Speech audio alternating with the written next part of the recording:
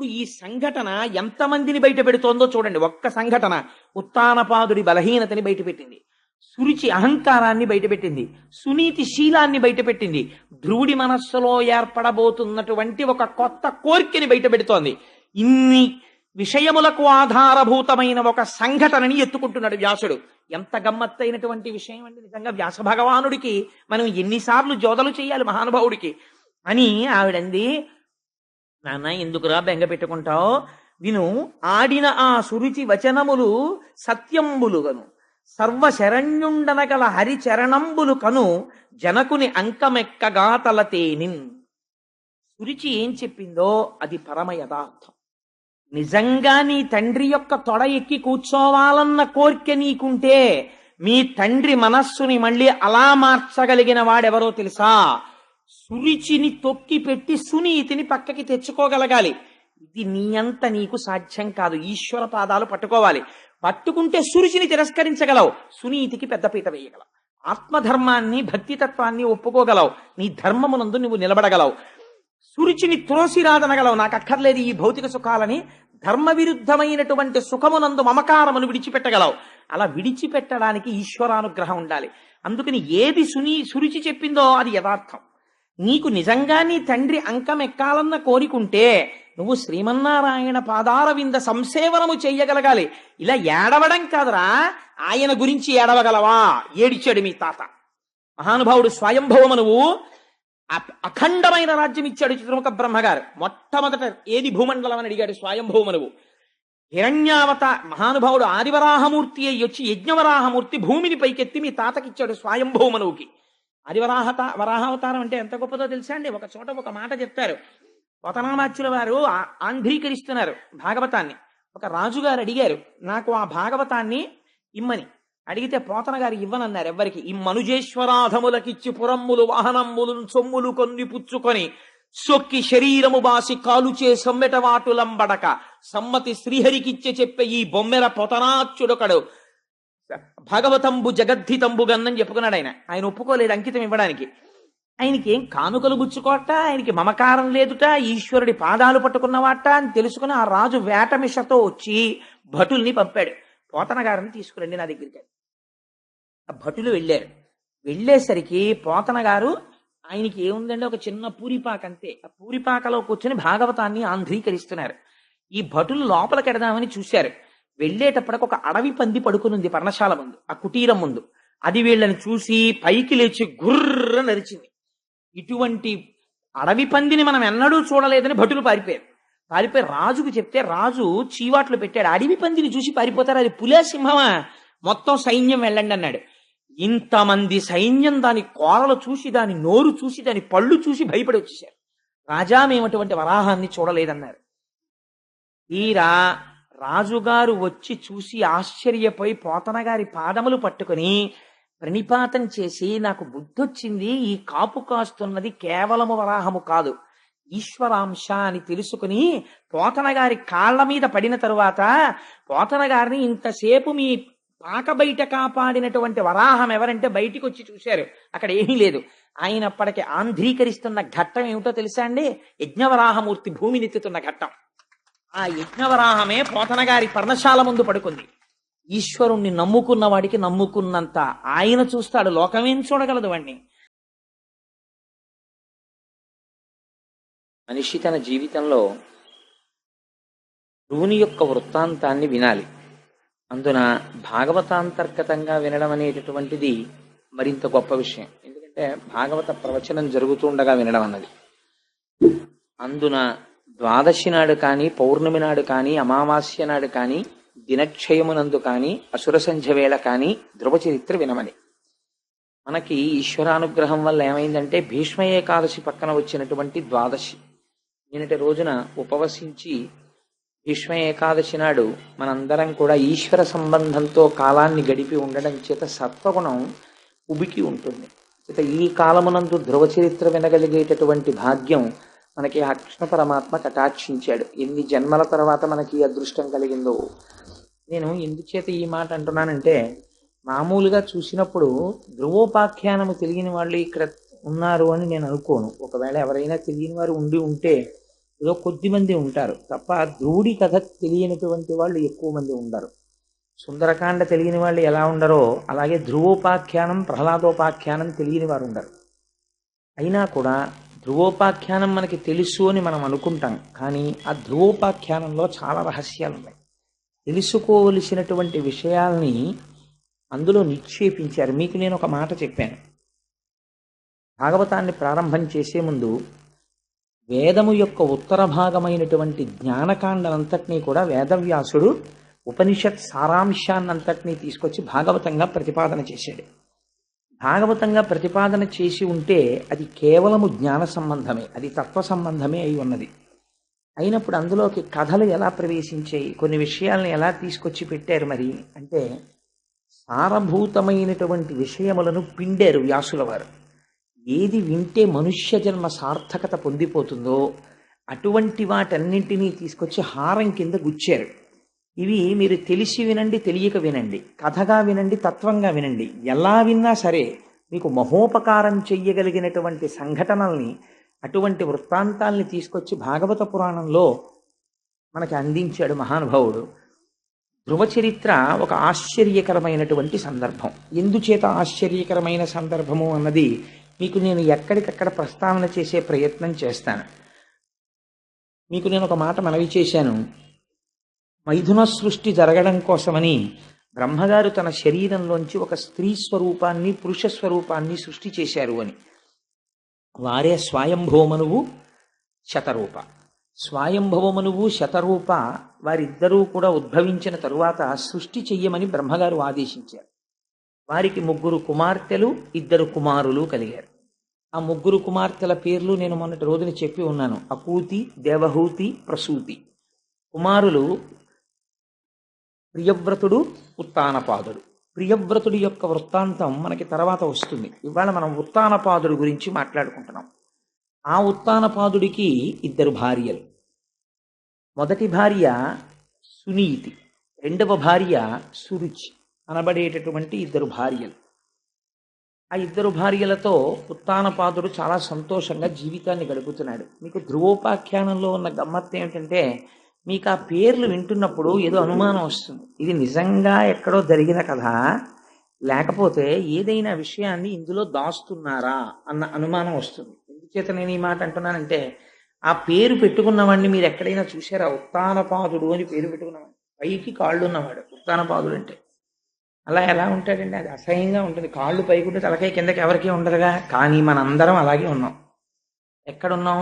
అమ్మ కడుపులో అలాగే ఉన్నాం. రేపు కపిల గీత విందురు కానీ నిజంగా కపిల గీత వినడం అంటే పరమాత్మ సాంఖ్యం చెప్పడానికే కపిలావతారంలో వచ్చాడు.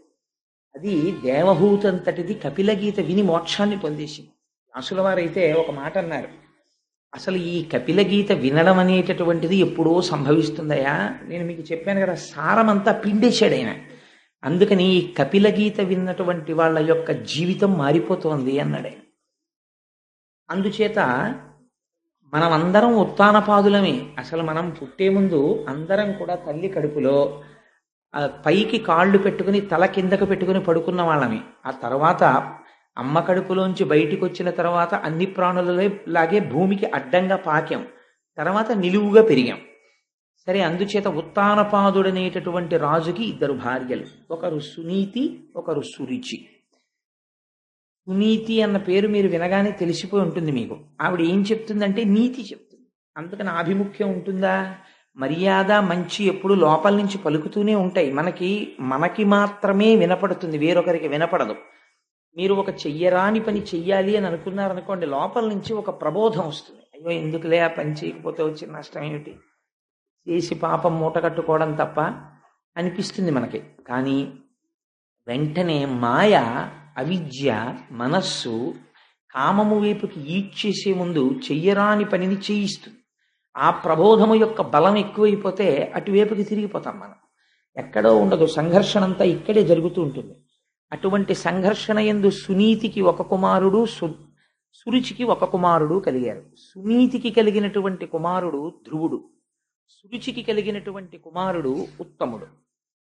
2 కుమారులు కలిగారు. మీరు పేర్లు కొంచెం జాగ్రత్తగా జ్ఞాపకం పెట్టుకోవాలి.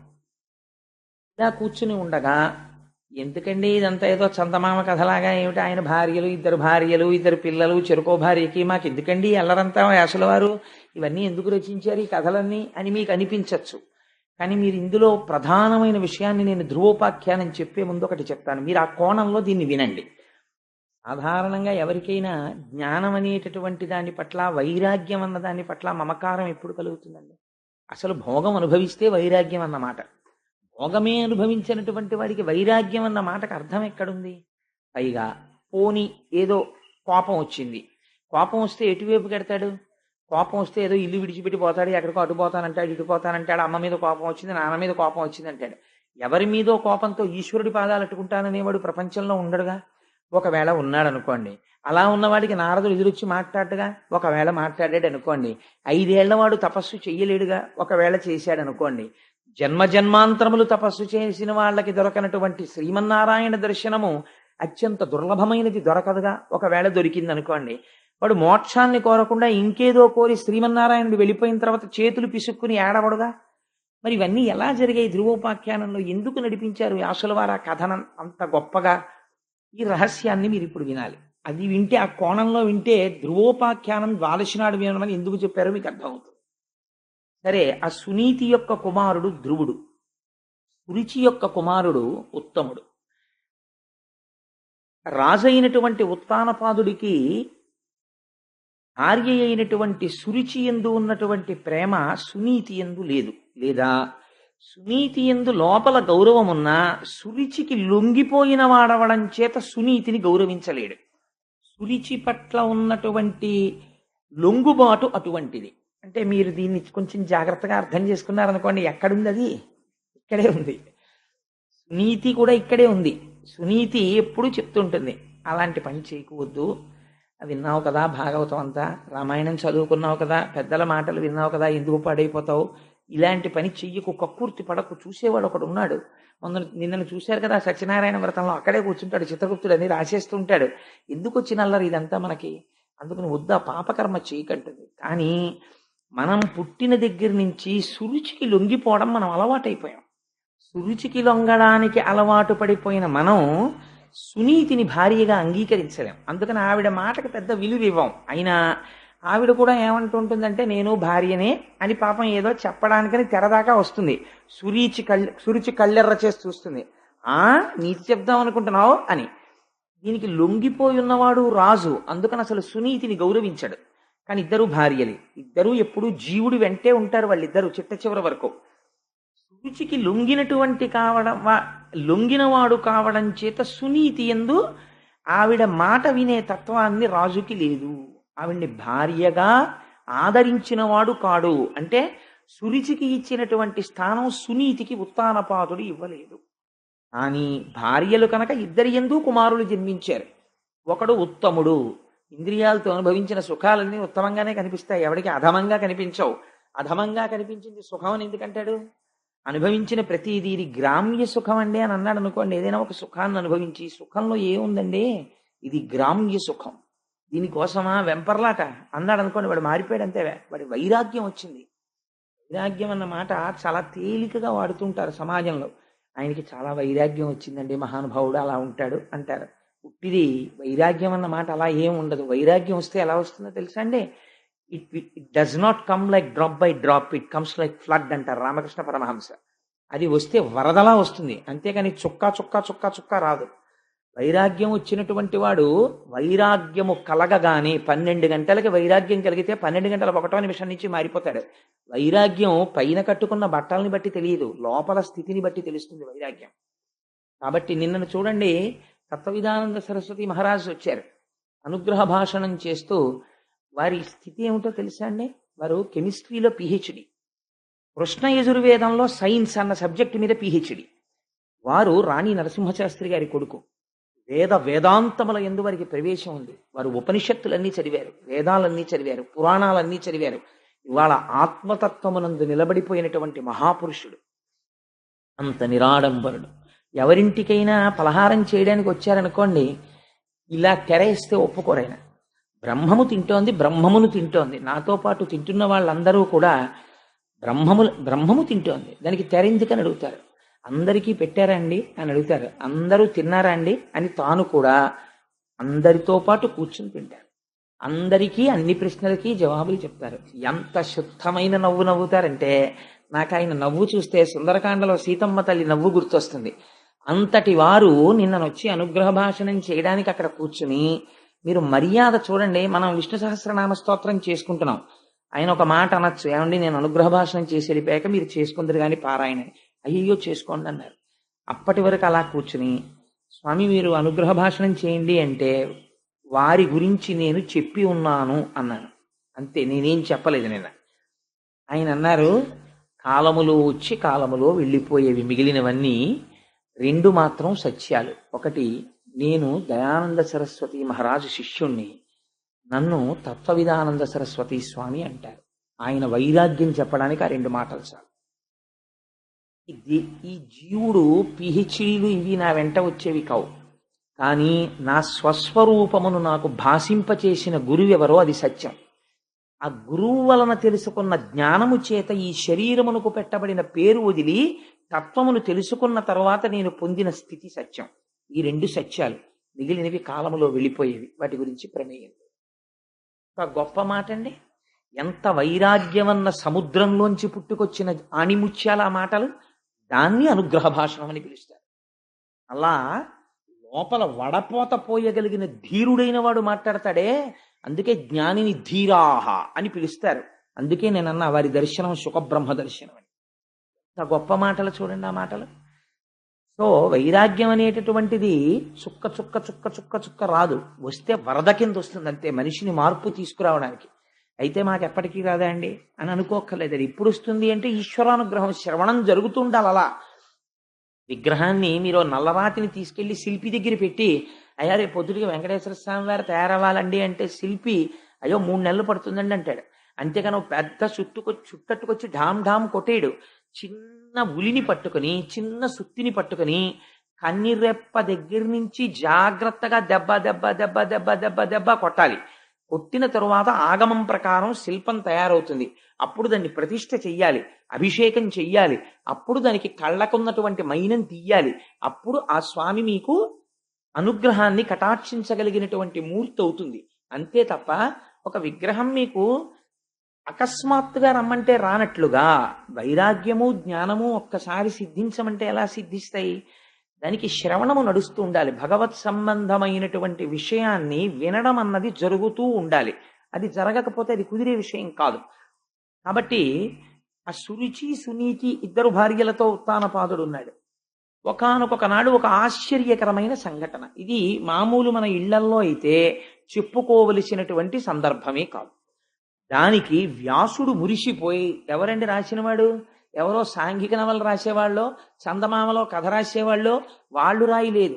లేకపోతే ఏదో పత్రికకి సరదాగా రాత్రి కూర్చునో కథ రాసేవాళ్ళు రాయలేదు. ఈ సంఘటనని తీసుకొచ్చి ఒక మహాత్ముడి యొక్క జీవితంగా, మీ జీవితాన్ని మార్చగలిగిన సందర్భంగా ఒక సంఘటనని వ్యాసుడు ఆవిష్కరిస్తున్నాడు. పోతన గారు పరవశించి అనువాదం చేశారు. ఇది రాముడు నా చేత అనువాదం చేయించాడన్నారు. ఏమిటి ఆ సంఘటన? అంత గొప్ప సంఘటన ఏం జరిగింది అంతఃపురంలో అంటే, మీరు ధ్రువోపాఖ్యానాన్ని మామూలుగా ఇన్ బిట్వీన్ ది లెటర్స్ అంటారు ఇంగ్లీష్లో, అలాగా మీరు దాన్ని అక్షరాల కింద చదివారనుకోండి, అది పెద్ద సంఘటనే కాదు. కానీ ఒక గొప్ప సంఘటన జరిగింది. ఏమా సంఘటన? మీరు అవధరిద్దురు గాని, ఒకనాడు సుఖలీల నుత్తాన పాదుండు ఎరి ప్రియురాలైన సురుచి కన్న కొడుకు ఉత్తము తన తొడలపై నిడుకొని ఉపలాలనము చేయుచున్న వేళ అర్ధితత దారోహణాపేక్షితుండైన ధ్రువుని కనుంగొని తివక ఆదరింపకుండుటకు గర్వించి ఆ సురుచియు సవితి బిడ్డండైన ధ్రువుని చూచి తండ్రి తొడనెక్క వేడుక తగిలనేని పూని నాగర్భమున నాడు పుట్టక అన్యగర్భమున పుట్ట కోరిన కలది నేడు జనకు తొడయక్కు భాగ్యంబు సవతి కొడక. గొప్ప అనువాదము చూడండి ఆ శిశపద్యం. ఒకనాడు ఉత్తానపాదుడు కూర్చునున్నాడు. సింహాసనం మీదేం కాదు, అంతఃపురంలో కూర్చునున్నాడు. పక్కన సురుచి నిలబడి ఉంది. సునీతిని దగ్గరికి రానివ్వడుగా, సురిచే ఉంటుంది ఎప్పుడు. సురుచి కొడుకైనటువంటి ఉత్తముడు తండ్రి తొడ మీద కూర్చున్నాడు. తండ్రి తొడ మీద కూర్చోవాలనేటటువంటి ఉత్సుకత కొడుక్కి సాధారణంగా ఉంటుంది. చేత అంటే ఆయన పెద్ద ఆఫీసర్ అవనివ్వండి, చుట్టూ ఆఫీసర్స్ని పెట్టుకుని ఇంట్లో ఏదైనా మాట్లాడుతుండనివ్వండి, కొడుకు పరిగెత్తుకుంటూ వచ్చి వాడికి ఏం తెలుసు అరమరికలు, నాన్నగారండి నాన్నగారండి నేను ఒళ్ళో కూర్చుంటాను, నేను ఒళ్ళో కూర్చుంటానంటాడు. తండ్రి ఇప్పుడు కాదు అలా కూర్చో, ఇప్పుడు అలా కాదు కూర్చో. అలా అన్న కొద్దీ వాడికి ఎక్కాలనిపిస్తుంది పిల్లాడికి. అదో విచిత్రం. పిల్లలకి తండ్రి తొడ మీద కూర్చుంటే ఉన్న ఆనందం వాడు మహాసామ్రాజ్య పట్టాభిషేకం పొందినట్టు ఆనందిస్తాడు. తండ్రి తొడ మీద కూర్చోవాలనుకుంటాడు. తండ్రి కూడా అంతే యథార్థానికి. అసలు పురుషుడికి ఐశ్వర్యములలోకెల్లా గొప్ప ఐశ్వర్యమేది అని ప్రశ్న వేశారు. అంటే అన్ని ఐశ్వర్యములలో గొప్ప ఐశ్వర్యం ఏది అంటే పుత్రగాత్ర పరిష్వంగము. తన కొడుకుని తాను గాఢముగా కౌగలించుకోవడమే పెద్ద ఐశ్వర్యం. ఎందుకంటే తానే కొడుకుగా ఉన్నాడు ఎదురుగుండా, అందుకని తనను తాను కౌగలించుకోవడం కుదరదు. తన కొడుకుని కౌగలించుకోవడం అంటే ఏమంటే కుమార్తె కూడా అలాగే పుట్టింది కదా అని మీరు అడగచ్చు. కానీ శాస్త్రం కన్న కూతురైనా సరే 5 సంవత్సరములు దాటిన తరువాత కూతురు నిద్రపోతుంటే తండ్రి ఆ గదిలోకి వెళ్ళడానికి నిషిద్ధం. తండ్రితో కలిసి కూతురు ఏకశయ్య యందు నిద్రించడం నిషిద్ధం. ఒక మర్యాద పెట్టింది సమాజమునందు, ఆ గౌరవం నిలబడ్డం కోసమని అంత గౌరవాన్ని నిక్షేపించింది. తండ్రికి కూతురు మీద మిక్కుటమైన ముద్దొస్తే కొడుకునైనా సరే ఎక్కడ పడితే అక్కడ ముద్దు పెట్టడానికి వీల్లేదు, ధర్మశాస్త్రం అంగీకరించదు. మూర్ధన్య స్థానమునందు చిన్నతనంలో వేరు, 5 ఏళ్లు దాటితే బిడ్డడి యొక్క తల పట్టుకుని ఉంచి, ఒకవేళ వాడు మనకన్నా పొడుగైపోతే వాడి తలకాయ పట్టుకుని ఉంచి వాడి యొక్క మూర్ధన్య స్థానమునందు పాపట యందు తండ్రి ముద్దు పెట్టుకుంటే వాళ్ళకి ఆయుర్దాయం వృద్ధిలోకి వస్తుంది, వాళ్ళు ఇంకా వృద్ధిలోకి వస్తారు. తప్ప ఎక్కడ పడితే అక్కడ ముద్దు పెట్టడాన్ని శాస్త్రమునందు నిషేధించింది. అందుచేత తండ్రి కొడుకు మీద, తండ్రి యొక్క తొడ మీద కూర్చునున్నాడు ఉత్తముడు, సురుచి కొడుకు. పాపం సునీతి కొడుకు పరుగు పరుగున వచ్చాడు. ఆయన ధ్రువుడు, ఆయనకి కూడా కోరిక కలిగింది నాన్నగారి తొడ మీద కూర్చోవాలి. వచ్చి నాన్నగారు నాన్నగారు నేను కూడా కూర్చుంటాను నాన్నగారు అన్నాడు. తండ్రి ఎక్కించుకోలేదు తొడ మీద. ఎందుకు ఎక్కించుకోలేదు? కొడుకు మీద ప్రేమ లేక కాదు. మీరు అది గమనించాలి. కొడుకు మీద ప్రేమ ఉంది, ఎందుకనంటే తన కొడుకే. కొడుకుల యందు భేదం ఉండదు, భార్యల యందు భేదం ఉండొచ్చు శాస్త్రంలో, అదో గమ్మత్తు. ఎందుకంటే రెండూ తన తేజస్సులే. అందుకని ఆ కొడుకు యందు ప్రేమ ఉంది, కానీ ఆ కొడుకుని ఎందుకు ఎక్కించుకోడు? సురుచి పక్కన ఉంది. నా కొడుక్కి సునీతి కొడుక్కి ఇద్దరినీ తొడ మీద కూర్చునే స్థానమా అంటుంది. అందుకని ఆవిడ ఉండగా కూర్చోపెట్టుకోలేడు, అందుకని ఎక్కించుకోవడానికి ఇష్టపడలేదు. కానీ జవాబు చెప్పలేదు. ఎందుకు ఎక్కించుకోడు, ఎందుకు కూర్చోపెట్టుకోడు, తన కొడుకే కదా అన్నదానికి జవాబు చెప్పలేదు. వీల్లేదని తోసేసి సురుచి వంక చూస్తున్నాడు. ఆవిడేమన్నా అనుకుంటుంది మనం, ఒకవేళ సురుచి ఆ రోజున ఏమయ్యా ఓన్లీ ఏం పోయింది, పిల్లాడే కదా నీ కొడుకే కదా కూర్చోబెట్టుకోవాడిని కూడా అందనుకోండి, ఆనాడు తప్పకుండా ఉత్తానపాదుడు కూర్చోపెట్టుకున్నాడు అనుకోండి, భాగవతంలో ఈ ఆఖ్యానం లేదు, అయిపోయిందంతే అక్కడితో. ఆయన కూర్చోపెట్టుకోలేదు, సురుచి వంక చూస్తున్నాడు. మన జీవితమే. కానీ ఇక్కడ ఒక గమ్మత్తు జరిగింది. మీ జీవితం మారడానికి ఏదో ఒక సంఘటన ఆది కావాలి. మీరు ఏ సంఘటనని మీరు తీసుకోలేకపోయారు అనుకోండి ఆలంబనంగా, ఎప్పటికీ జీవితం మారదు. ఎక్కడో అక్కడ వెనక్కి తిరిగి చూడాలి. వెనక్కి తిరిగి చూస్తే ఆత్మావలోకనం అవుతుంది. మీరు అలా అవలోకనం చెయ్యకుండా కాలంతో పాటు పరిగెడితే దానికి అవలోకనం ఉండదు. కాబట్టి ఇక్కడ సురుచి వంక చూశాడు ఒకసారి. చూస్తే ఆవిడంది ఒక గమ్మత్తైన మాట అంది. ఏముందంటే, తండ్రి తొడనక్క వేడుక తగిలినేని పూని నాగర్భమున నాడు పుట్టక అన్యగర్భమున పుట్ట కోరిన కలది నేడు జనకు తొడయెక్కు భాగ్యంబు సవతి కొడక. ఎంత గొప్పగా అడ్రస్ చేసిందో చూడండి. సవతి కొడక అంటే నాతో పాటుగా సవతి అయిన దాని కొడుక, నీకు తండ్రి గారి తొడ మీద కూర్చోవాలని కోరికగా ఉందా? నీకు నిజంగా తండ్రి తొడ మీద కూర్చునే అదృష్టం పొందిన వాడివైతే నా కడుపున పుట్టుండేవాడి. నీ అమ్మ కడుపున ఎందుకు పుడతావు? ఆ అమ్మ కడుపున పుట్టిన వాడికి ఈయన తొడ ఎక్కే అదృష్టం ఎక్కడుంటుంది? నా కడుపున పుట్టుంటే ఆయన తొడ ఎక్కే అదృష్టం ఉండుండేది. ఇది ఎంత హేయమైన మాట మీరు ఆలోచించండి. క్షేత్రములు 2 సమానం, బీజములు 2 సమానం.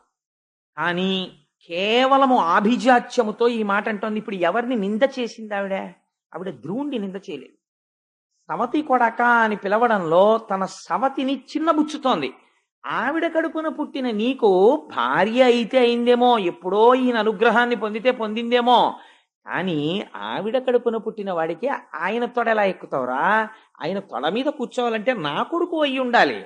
అంటే తన ఆభిజాత్యాన్ని ప్రకటించుకుంది సవతితో కలిపి. ఇదే సురుచి అంటే. ఎంత అహంకారం చూడండి.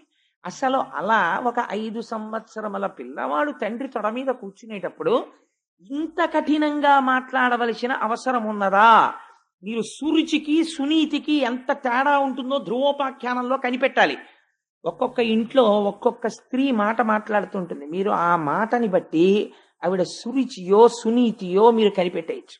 ఆవిడ సురుచి అనుకోండి, ఆయన నాశనం అయిపోయాడని గుర్తు. ఆవిడ సునీతి అనుకోండి, ఆయన అదృష్టం పండిపోయిందని గుర్తు. ఎందుకో తెలుసా అండి? ఆ దేవి భాగవతంలో వ్యాసుడు ఒక తీర్పు చెప్తాడు. అందులో అంటాడు ఆయన, కుపుత్రేణన్ వయో నష్టం. ఒక దుర్మార్గుడైనటువంటి కొడుకు కలిగాడు అనుకోండి, వాడి వల్ల వంశం అంతా నశించిపోతుంది. కుభోజనేన దివస.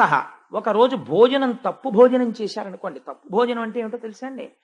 శాస్త్రమునందు ఏ పదార్థం పడితే ఆ పదార్థం ఎలాంటి చోట పడితే అలాంటి చోట తినకూడదు. అన్నిటికన్నా పెద్ద పీట వేసి తినవలసిన భోజనం ఏమిటో తెలుసా అండి?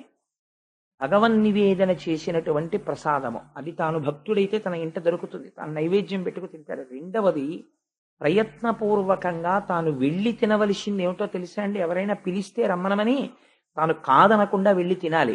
భాగవత శేషం. మహాభాగవతులై జ్ఞానులై పరమహంసలై నిరంతరము భగవంతుని యొక్క పాదముల యందు తిరుగాడేటటువంటి వారు ఏ ఇంటికైనా వచ్చి పదార్థమును తీసుకుని వెళ్ళిపోతే వారికి పలహారం పెట్టి పంపకూడదు. వారితో వచ్చిన వారికి కూడా పెట్టాలి. ఎందుకో తెలుసా అండి? వారు తిన్నప్పుడు ఆ రాశి యందు మిగిలినది భాగవత శేషమవుతుంది. వారు తినగా మిగిలిన ఉచ్ఛిష్టము కింద లెక్క అది ఆ రోజున.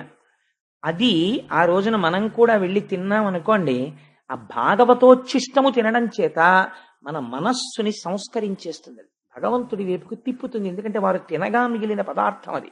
అందుకని అలాంటిది తినమని శాస్త్రం చెప్తోంది. అందుకని భాగవత శేషానికి ఎవరైనా పిలిచారనుకోండి, వారు నిజంగా భాగవతులైతే మీరు ప్రయత్నపూర్వకంగా అమ్మ తప్పకుండా వస్తానని వెళ్ళి తినాలి భాగవత శేషాన్ని. పెట్టేవారికి కూడా మర్యాద ఉండాలి. వారు వచ్చింది భాగవత శేషం కోసం వచ్చారు అన్న మర్యాదతో పెట్టాలి తప్ప చూసి చూడకుండా అలక్ష్యంతో విస్తరియందు వడ్డన జరిగి ఉండి ఉండకూడదు. సరే, అది వేరే విషయం. అందుకని నువ్వు నా తొడ మీద కూర్చోడానికి, తండ్రి తొడ మీద కూర్చోడానికి నా కడుపున పుట్టిన వాడివైతే నువ్వు ఆ భాగ్యాన్ని పొంది ఉండేవాడివి. నువ్వు సునీతి కడుపున పుట్టావు, నీకెలా దక్కుతుందా భాగ్యం? నీకు దక్కదంది. అంటే ఇప్పుడు ఆవిడ పౌరుషం ఎవరి వైపుకు వెళ్ళింది? ఎవరిని కించపరిచి మాట్లాడుతోంది? తన సవతిని కించపరిచి మాట్లాడుతోంది. అది ఒక 5 సంవత్సరముల పిల్లవాడి దగ్గర మాట్లాడవలసిన మాట కాదు. ఇది పిల్లవాడికి అర్థం అవుతుందా పోని? అయ్యో ఏంటి మా అమ్మ కడుపున పుట్టడం వల్ల నేను తొడెక్కకూడదంటుంది ఏమిటి అని వాడు ఆశ్చర్యంగా, వాడికి కారణం అర్థం కాలేదు. 5 సంవత్సరముల పిల్లవాడికి ఈ కారణం అర్థం కాక అయోమయంగా ఆవిడ వంక చూశాడు. నీ కడుపున పుట్టడం అమ్మ కడుపున పుట్టడానికి ఎవరికైనా వాళ్ళ అమ్మ కడుపు వాళ్ళకి గొప్ప. మీరు ఇంకొకటి ఆలోచించండి. నేను ఒక తల్లి కడుపున జన్మించాను, నువ్వు ఆ తల్లి కడుపున జన్మించి ఉండకుండా ఉండవలసినది అన్నారనుకోండి, అది నా ప్రమేయమా, నా ఎన్నిక? ఈశ్వరుడైతే అలా పుడతాడు. అయినా నేను ఏ కడుపున పుట్టినా నా యొక్క నడువడి చేత ఆ కడుపు ధన్యం అవ్వాలి. అందుకే ఒక మహాపురుషుడు కనపడ్డాడు అనుకోండి, ఒక ఆయన పరమ భాగవతోత్తముడో లేకపోతే దేశసేవ చేసిన వాడో సత్పుత్రుడో అనుకోండి, వెంటనే ఎవరిని స్మరిస్తారంటే తండ్రిని స్మరించరు. ముందు ఏ తల్లి కన్న కొడుకో, మహానుభావ మిమ్మల్ని ఏ అమ్మ కందోనండి అంటారు. తన వల్ల అమ్మ కడుపు పండుతోందా, లేకపోతే అమ్మ కడుపు ఫలానా అమ్మ కడుపున పుట్టడం వల్ల తను గొప్పవాడవుతాడా? అసలు ఆ మాట తప్పు. సురుచి చెప్పిన మాట తప్పు. కాబట్టి సురుచి చెప్పేవన్నీ అలాగే ఉంటాయి మాటలు. ఈ మాటలు మాట్లాడుతుంటే ఉత్తానపాదుడు ఊరుకున్నాడు. అందుకే పైకి కాళ్ళెట్టి కిందకి తలెట్టి పుడుతూ వెడుతూ ఉంటాడు. ఇలా సురుచికి లొంగినవాడు కాబట్టి ఎంత ధర్మాన్ని ప్రతిపాదన చేసేస్తున్నాడో చూడండి వ్యాసుడు. పైకొక్క సీసపద్యం, లోపల ఇన్ని రహస్యాలు. అందుకని ద్వాదశనాడు విని దగ్ధమైపోతుందన్నారు అజ్ఞానం. కాబట్టి ఏమైంది? అటువంటి మాట సురుచి మాట్లాడుతుంటే వింటుంటే అర్థం కాక పిల్లవాడ ఆవిడ వంక చూశాడు. సురుచి అంది వీడికి అర్థం కాలేదని, నా కడుపున పుట్టడం అంటే మళ్ళీ టంగునేదో నా కడుపులో దూరి మళ్ళీ బయటికి రావడం కుదురుతుందా? నా కడుపున పుట్టడం అంటే మాటలు అనుకున్నావా? నా కడుపున పుట్టడం అంటే దానికి ఎంత అదృష్టం ఉండాలో తెలుసా అని ఒక సిద్ధాంతం చేసేసింది తనకి తానే. ఈ అలా సిద్ధాంతం చేయడానికి తనకి యోగ్యత పాత్రత నిజంగా ఉన్నాయనుకోండి, తను మహాజ్ఞాని అనుకోండి, తాను మహాపురుషుడు అనుకోండి, ముందుండేది ఏమిటో తెలుసా అండి? అపారమైన లజ్జ ఉంటుంది, చాలా సిగ్గుగా ఉంటుంది. తనకి ఎవరో బ్రహ్మరథం పడుతున్నారు అనుకోండి, చాలా సిగ్గుపడిపోతాడు. ఎందుకంటే బాబు ఇవన్నీ నాకు అంటాడు. తత్వవిధానంద సరస్వతి మహారాజును చూడండి, మీరు ఏమైనా కొంచెం ఎక్కువ గౌరవం చేసే ప్రయత్నం చేశారనుకోండి, ఆయన సిగ్గుపడిపోతారు. అయ్యయ్యో ఎందుకండి బాబు నాకు అవన్నీ అంటారు. గట్టిగా పువ్వులు తీసుకెళ్లి మీరు ఆయన పాదాల మీద వేస్తే ఆయన అంగీకరించరు. ఎందుకంటే అవన్నీ అలా చేయకండి అంటారు. మీరు ఇంకో 4 పూలదండలు వేస్తే ఆయన అంగీకరించరు. ఎందుకంటే అవన్నీ అలా వేసేస్తారా, అనవసరం అన్ని పూలదండలు అంటారు. 2 మాటలు ఎక్కువ పొగిడారనుకోండి, చాలా సరళంగా అవన్నీ కాలగతిలో వెళ్ళిపోయేవండి అవన్నీ అంటారు. జ్ఞాపకంలోకి తెచ్చుకోరు. వాళ్ళు లజ్జతో ఉంటారు. ఎందుకనంటే ఆ మాటలు వాళ్ళని శూలం పెట్టి పొడిచినట్టు ఉంటాయి. ఎందుకురా బాబు ఈ పొగడ్తలన్నీ నాకు అన్నట్టుగా ఉంటారు వాళ్ళు. అందుకని ఆ సిగ్గుతో కూడినటువంటి స్థితి ఈశ్వరానుగ్రహం. భక్తి ఉన్న వాళ్ళకి మాత్రమే అబ్బుతుంది. భక్తి లేకుండా రాజసమైన స్థితిలో ఉన్నవాడికి పొగుడుతుంటే చాలా సంతోషంగా ఉంటుంది. అయితే ఒకటి, అది ఒకనాటికి సాత్విక భక్తి కింద పరిణమించవచ్చు. నిజంగా ఆయన చాలా మంచి పనులు చేసినవాడు అనుకోండి, ఒకవేళ ఇవాళ పొగిడితే సంతోషించవచ్చు. కానీ ఆ భక్తి ఒకనాడు ఆయన్ని ఉద్ధరిస్తుంది, ఆయన్ని మంచి స్థితికి తీసుకెళ్తుంది, రాజసంలోంచి తామసంలోకి తీసుకెళ్తుంది. నిష్కారణ పొగుడుకోకూడదు. అందులో తనని తాను పొగుడుకున్నాడు అనుకోండి, వెంటనే తాను చచ్చిపోయినట్టే, ఆత్మహత్య చేసేసుకున్నట్టు. కాబట్టి ఇప్పుడు ప్రాయశ్చిత్తం చేసుకోవాల్సి ఉంటుంది. సురుచి ఎలా మాట, సురుచితో బాగా సంగం ఉన్నవాడికి ఉండే అలవాటు ఏమిటో తెలుసా అండి? తన్ని పొగుడుకోవడం, ఎదుటి వాళ్ళలో దోషం పడుతూ ఉండడం. ఎప్పుడు ఎదుటి వాళ్ళలో దోషం పడుతుంటాడు, తనని పొగుడుకుంటుంటాడు. అంటే ఆయన సురుచిని భార్యగా పొంది ఉన్నాడు, లొంగి ఉన్నాడని పసిగట్టవచ్చు. కాబట్టి నువ్వు ఎక్కువ మాట్లాడక్కర్లేదు. లోకం యొక్క పోకడని ఒక వృత్తాంతంలో తేల్చేస్తాడండి వ్యాసుడు. ఆయన సమర్థత అటువంటిది అని ఆవిడంది. నిజంగా నీకు ఆ నాన్నగారి తొడ మీద కూర్చోవాలని కోరిక ఉంటే నా కడుపున పుట్టి ఉండవలసింది. నా కడుపున పుట్టలేకపోయావు కదా, నా కడుపున పుట్టలేకపోయిన వాడు ఇప్పుడు మళ్ళీ తండ్రి తొడ మీద కూర్చోవాలంటే ఏ పని చేయాల్సి ఉంటుందో తెలుసా? అదిగానా నీ వదోక్షు పాద పద్మములాశ్రయింపు పాయక హరినా యుదరమున పుట్టనిచ్చును వదలక ఎట్లయిన ముదము వడసెదవనగా. మళ్ళీ నువ్వు నా కడుపులోంచి బయటికొచ్చి మీ తండ్రి తొడ మీద కూర్చోవాలంటే, నా కడుపున పుట్టేటంతటి అర్హత నువ్వు పొందాలంటే ఏం చెయ్యాలో తెలుసా? అదోక్షజుడు అంటే ఇంద్రియములకు లొంగనివాడున్నాడే, అటువంటి మహానుభావుడైనటువంటి శ్రీ మహావిష్ణువు యొక్క పాదారవింద సంసేవనం చేస్తే, ఆయన అనుగ్రహిస్తే, ఆయన అనుగ్రహించాడని గుర్తేమిటో తెలుసా? శ్రీమన్నారాయణ అనుగ్రహము కలిగితే నువ్వు నా కడుపున పుడతావు. అల్లా పుట్టాడు రా ఉత్తముడు, అందుకని తండ్రి తొడ మీద కూర్చున్నాడు. శ్రీమన్నారాయణ అనుగ్రహము నీ యందు లేదు, అందుకు నువ్వు ఎక్కడ పుట్టావు? సునీతి యందు పుట్టావు. అసలు నిజంగా అనుగ్రహం ఉంది కాబట్టి సునీతి యందు పుట్టాడు. అనుగ్రహం లేదు కాబట్టి ఉత్తముడు సురుచి ఎందు పుట్టాడు. ఆవిడేం చెప్తోంది? తిరగేసి చెప్తోంది. ఇది ఎవరి మాటలో తెలుసా అండి? మొత్తం సుందరకాండని తీసుకొచ్చారు ఈ తేటగీతి పద్యంలోకి. ఎవరు మాట్లాడతారు ఈ మాటలో? విహర రమస్వ భుంచ్వ భోగాన్ ధన నిచయం ప్రతిశామి మిదినించ మయిలలనే యథాసుకత్వం తైచ సమేత్తలంతు బాంధవాస్తే. రావణుడు మాట్లాడతాడు సుందరకాండలో. ఎందుకు ఈ తపస్సు, ఎందుకు ఈ ఒంటి జడ, ఎందుకు ఈ ఉపవాసాలు, హాయిగా రమించు భోగించు, నీకు కావలసినంత డబ్బిస్తాను అని ఈశ్వరుడి వైపుకి తిరుగుతున్నటువంటి మనస్సుని భౌతికమైనటువంటి సుఖము వైపుకి తిప్పుతాడు. పైగా ఇది ఎంత అదృష్టం ఉంటే సుఖపడగలమండి. ఒక విచిత్రమైన వేదాంతం చెప్తాడు. ఇంటిలో ఐశ్వర్యం ఉండి ఏకాదశి నాడు ఉపవాసం చేశాడు. ఎందుకు చేశాడు? భగవంతుడి కోసం. వేరొకడు అంటాడు, ఏంటండి ఇవన్నీ పిచ్చి, ఈశ్వరుడు ఎందుకు ఇచ్చాడు? తినడానికి ఇచ్చాడు, అంతేగాని అవన్నీ పెట్టుకుని ఉపవాసం చేయమనే. ఎందుకంటే ఇదంతాను అంటాడంటే ఇది రావణ ప్రలాపన. కాబట్టి అది వాడు ఏకాదశి వ్రతం చేస్తున్నాడు కాబట్టి వాడు ఉపవాసం ఉన్నాడు అని తెలుసుకోడు, ఒక నింద కూడా చేస్తాడు. అదే రావణుడు చేస్తాడు. అదే సురుచి మాట్లాడుతుంది. ఎలా మాట్లాడుతుందో చూడండి. శ్రీమన్నారాయణ అనుగ్రహం ఉంటే నా కడుపున పుట్టుండేవాడివి, మీ నాన్న తొడెక్కుండేవాడివి. నాన్న శాశ్వతమా, తొడ శాశ్వతమా, ఎక్కడం పెద్ద వైభోగమా అని ఈ మాట చెప్పి నీకు నారాయణ అనుగ్రహం లేదు. ఇప్పుడు ఆ పిల్లాడికి ఏదో కొంత అర్థమైంది, ఏదో కొంత అర్థం కాలేదు. కానీ శ్రీమన్నారాయణానుగ్రహాన్ని పొందలేకపోవడం వల్ల నేను సునీతి కడుపున పుట్టానన్న మాట వాడికి జీర్ణం కాలేదు. అది చెప్పడానికి వాడికి భాష చాలదు. వాడు చాలా చిన్న పిల్లవాడు. అందుకని ఇప్పుడు వాడు ఏం చేస్తాడంటే, చెప్పడం చేత కాలేదనుకోండి ఆ పిల్లాడికి, వాడు చేసే పని ఏమిటంటే మొయ్యోమని ఏడుస్తాడు. కాబట్టి ఇప్పుడు వాడు ఏం చేశాడంటే, నాన్న తొడక్కనివ్వలేదు, సురుచి ఏదో మాట్లాడుతోంది, తనకు అర్థం కాలేదు, ఇది ఒక గొప్ప సంఘటన, ఇది మనకి ఒక పరమపావనమైన ఆఖ్యానాన్ని అందించబోతోంది. అందుకని వ్యాసుడి ఈ శ్లోకాన్ని తీసుకున్నాడు. ఇక్కడ నుంచి వాడు ఏడుస్తూ, ఇలా ఏడిచిన వాడు లేడురా. ఏడిచిన వాళ్ళందరూ సురుచి కోసం ఏడిచిన వాళ్లే. నాకు ఇంకా కారు లేదని ఏడిచినవాడు, నాకు ఆ భోగం లేదని ఏడిచినవాడు, ఈ భోగం లేదని ఏడిచినవాడు, ఈశ్వరుడు అన్నీ ఇచ్చినా కూడా ఏదో వెతుక్కున్నది లేదని ఏడిచినవాడు, ఉన్నాయని తృప్తిపడి ఈశ్వరుడి కోసం ఏడ్చినవాడు లేడు. ఇవాళ నారాయణానుగ్రహం నాకెందుకు లేదని ఏడుస్తూ వెళ్ళిపోతున్నాడు, చెప్పుకోవడం చేత కానివాడు. ఈ ఆశ్చర్యకరమైన సంఘటన. 5 ఏళ్ల పిల్లవాడికి ఇట్లాంటి ఆలోచన వచ్చింది. ఈ ఆలోచన రావడం గొప్పతనం. సాధారణంగా ఎవడికి రాది ఆర్తి. కాబట్టి అది వైరాగ్యమే. నాకు ఎందుకు రాదు అనుగ్రహం అని ఏడవడం, ఆ ఏడుపే వైరాగ్యం. కాబట్టి అది తెలిసి తెలియని వైరాగ్య సంపద ఏర్పడింది. కానీ దీన్ని పూర్ణ వైరాగ్యం చేసేవాడు వాడు ఉండాలి. ఇప్పుడు దాన్ని మార్గమునందుకు త్రిప్పగలిగిన వాడు ఉండాలి. వాడు ఏడుస్తూ అమ్మ దగ్గరికి వెళ్ళాడు. సునీతి మాటకి సురుచి మాటకి ఎర్రగీత గీసినంత తేడా ఉండాలి. అలా లేదనుకోండి, మీరు ఆవిడ్ని సునీతి అని పిలవడానికి వీలు కదా. అందుకని వాడు ఏడుస్తూ అమ్మ దగ్గరికి వెళ్ళాడు. ఎందుకురా ఏడుస్తున్నావు అని అడిగింది అమ్మ. అమ్మ ఏమడుగుతుందండి? ఈ పిల్లాడు ఏడుస్తుంటే ముందు అమ్మ ఏమడుగుతుందంటే, ఏనన్నా ఎందుకు ఏడుస్తున్నావు అంటుంది. అమ్మ దగ్గర ఒక లక్షణం ఉంటుంది, మీరు గమనించండి. ఆ ఎదురు పోర్షన్ వాళ్ళు ఈ పోర్షన్ వాళ్ళు చాలా స్నేహితులు. పిల్లాడు అలోహమని ఏడుస్తూ అమ్మ దగ్గరికి వెళ్ళాడు అనుకోండి, పెద్ద గోల పెట్టేస్తాను.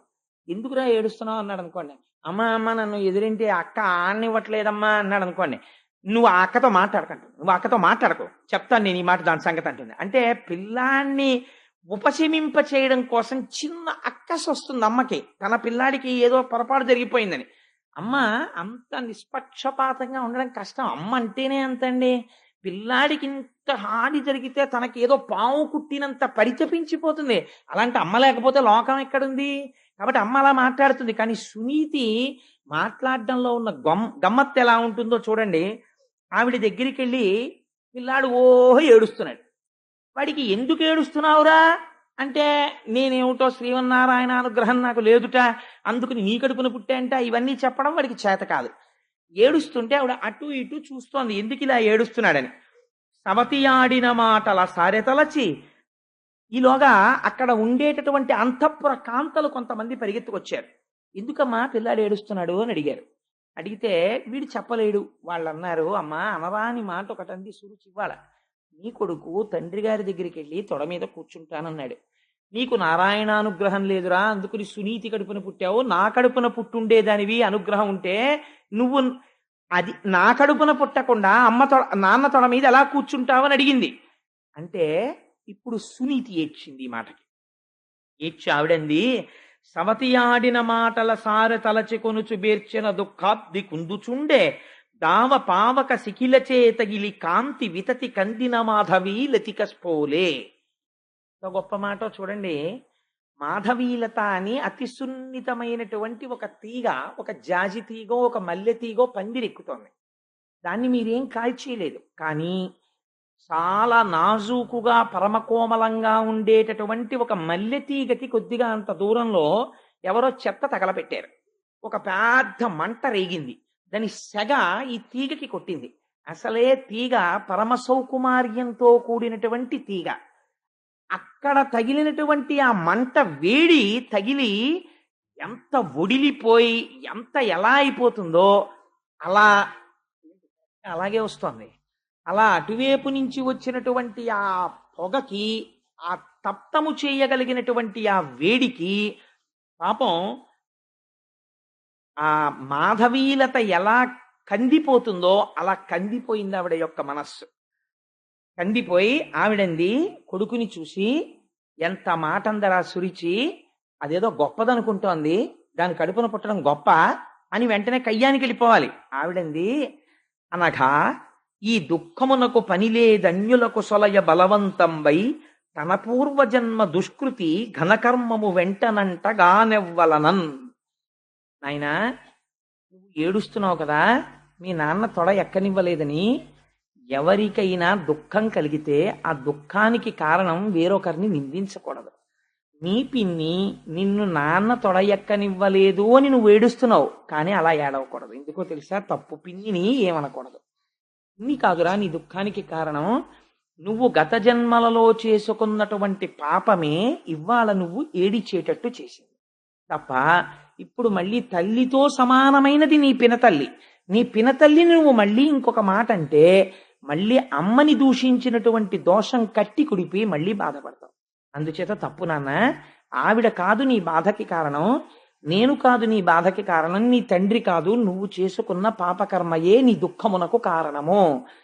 ఏ తల్లి మాట్లాడుతుందండి ఇలాగా?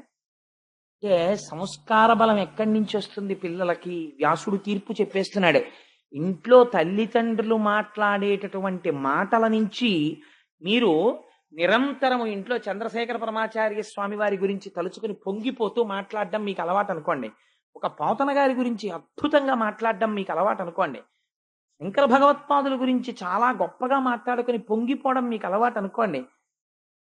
ఎవరో తెలిసి తెలియనటువంటి వాళ్ళు మీ పిల్లల దగ్గర ఏ చంద్రశేఖర పరమాచార్య స్వామి వారి వంటి వారి గురించో కొంచెం తక్కువ చేసేదో మాట్లాడారనుకోండి, ఆ పిల్లలకి ఎంత కోపం వచ్చేస్తుందంటే బొగ్గలు ఎర్ర పడిపోయి, నాన్నగారండి నేను నిజంగా ఇవాళ దెబ్బలాడేద్దాం అనుకున్నాను నాన్నగారండి, అలా అంటుందా అది స్వామివారిని, దానికి తెలియదండి చంద్రశేఖర స్వామి వారి గురించి అంటుంది. తప్పమ్మా, నువ్వు దెబ్బలాడకూడదు, నువ్వు తెలుసుకున్నావు కదా, నువ్వు వారి గొప్ప చెప్పాలి అవతల వాళ్ళకి అని తండ్రో తల్లో చెప్తారు. తల్లిదండ్రులని బట్టే పిల్లలకి సంస్కార బలం వస్తుంది. అలా రాకుండా వాడికి కుసంస్కారం వచ్చింది అనుకోండి, అది వేరు విషయం. కానీ 90% ఎవరు బాధ్యులు? తల్లిదండ్రులే బాధ్యులు.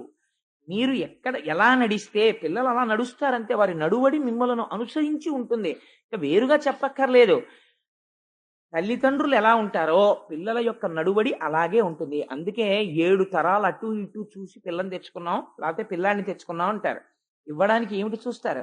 ఆ తల్లిదండ్రుల యొక్క నడువడి ఎలా ఉంటుంది, వీళ్ళ ముందు వాళ్ళ నడువడి ఎలా ఉంటుంది, అది చూస్తారు.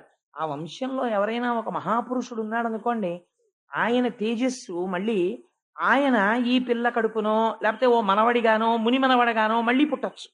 పుడితే ఆ వంశం పావనం అయిపోతుంది. ఏమో ఆయన మళ్ళీ పుడతారేమో ఆశ. అటువంటి మహాపురుషుడున్న వంశం అండి అది. అంటే ఆ ఇంటికి తన పిల్లని పంపించాలని తాపత్రయపడతారు. ఎందుకని? అటువంటి చోటుకి వెళ్ళి అటువంటి చోట తను వారి కోడలు అనిపించుకుంది తన కూతురు. అందుకని నా కూతురు వారి ఇంటికి కోడలైతే బాగుండని కోరుకుంటారు. అలాగే కూతురున్నవాడు సంస్కార బలం ఉన్న కుటుంబానికి నా కూతురు వారింటి కోడలైతే బాగుండని తండ్రి కోరుకుంటాడు. కాబట్టి తల్లిదండ్రుల యొక్క సంస్కార బలాన్ని అనుసరించి పిల్లలు ఉంటారు. ఎంత అందంగా మాట్లాడిందో చూడండి ఆవిడ. అని ఇనిమిటి చేతను పెండ్లామని కాదు, నికృష్ట దాసి అనియను పిలువంగను చాలని దుర్భగురాలనగల నా కుచ్చి నుదయమందిన కథనన్. నువ్వు ఇవాళ ఇటువంటి బాధ ఎందుకు పొందుతున్నావో తెలుసా?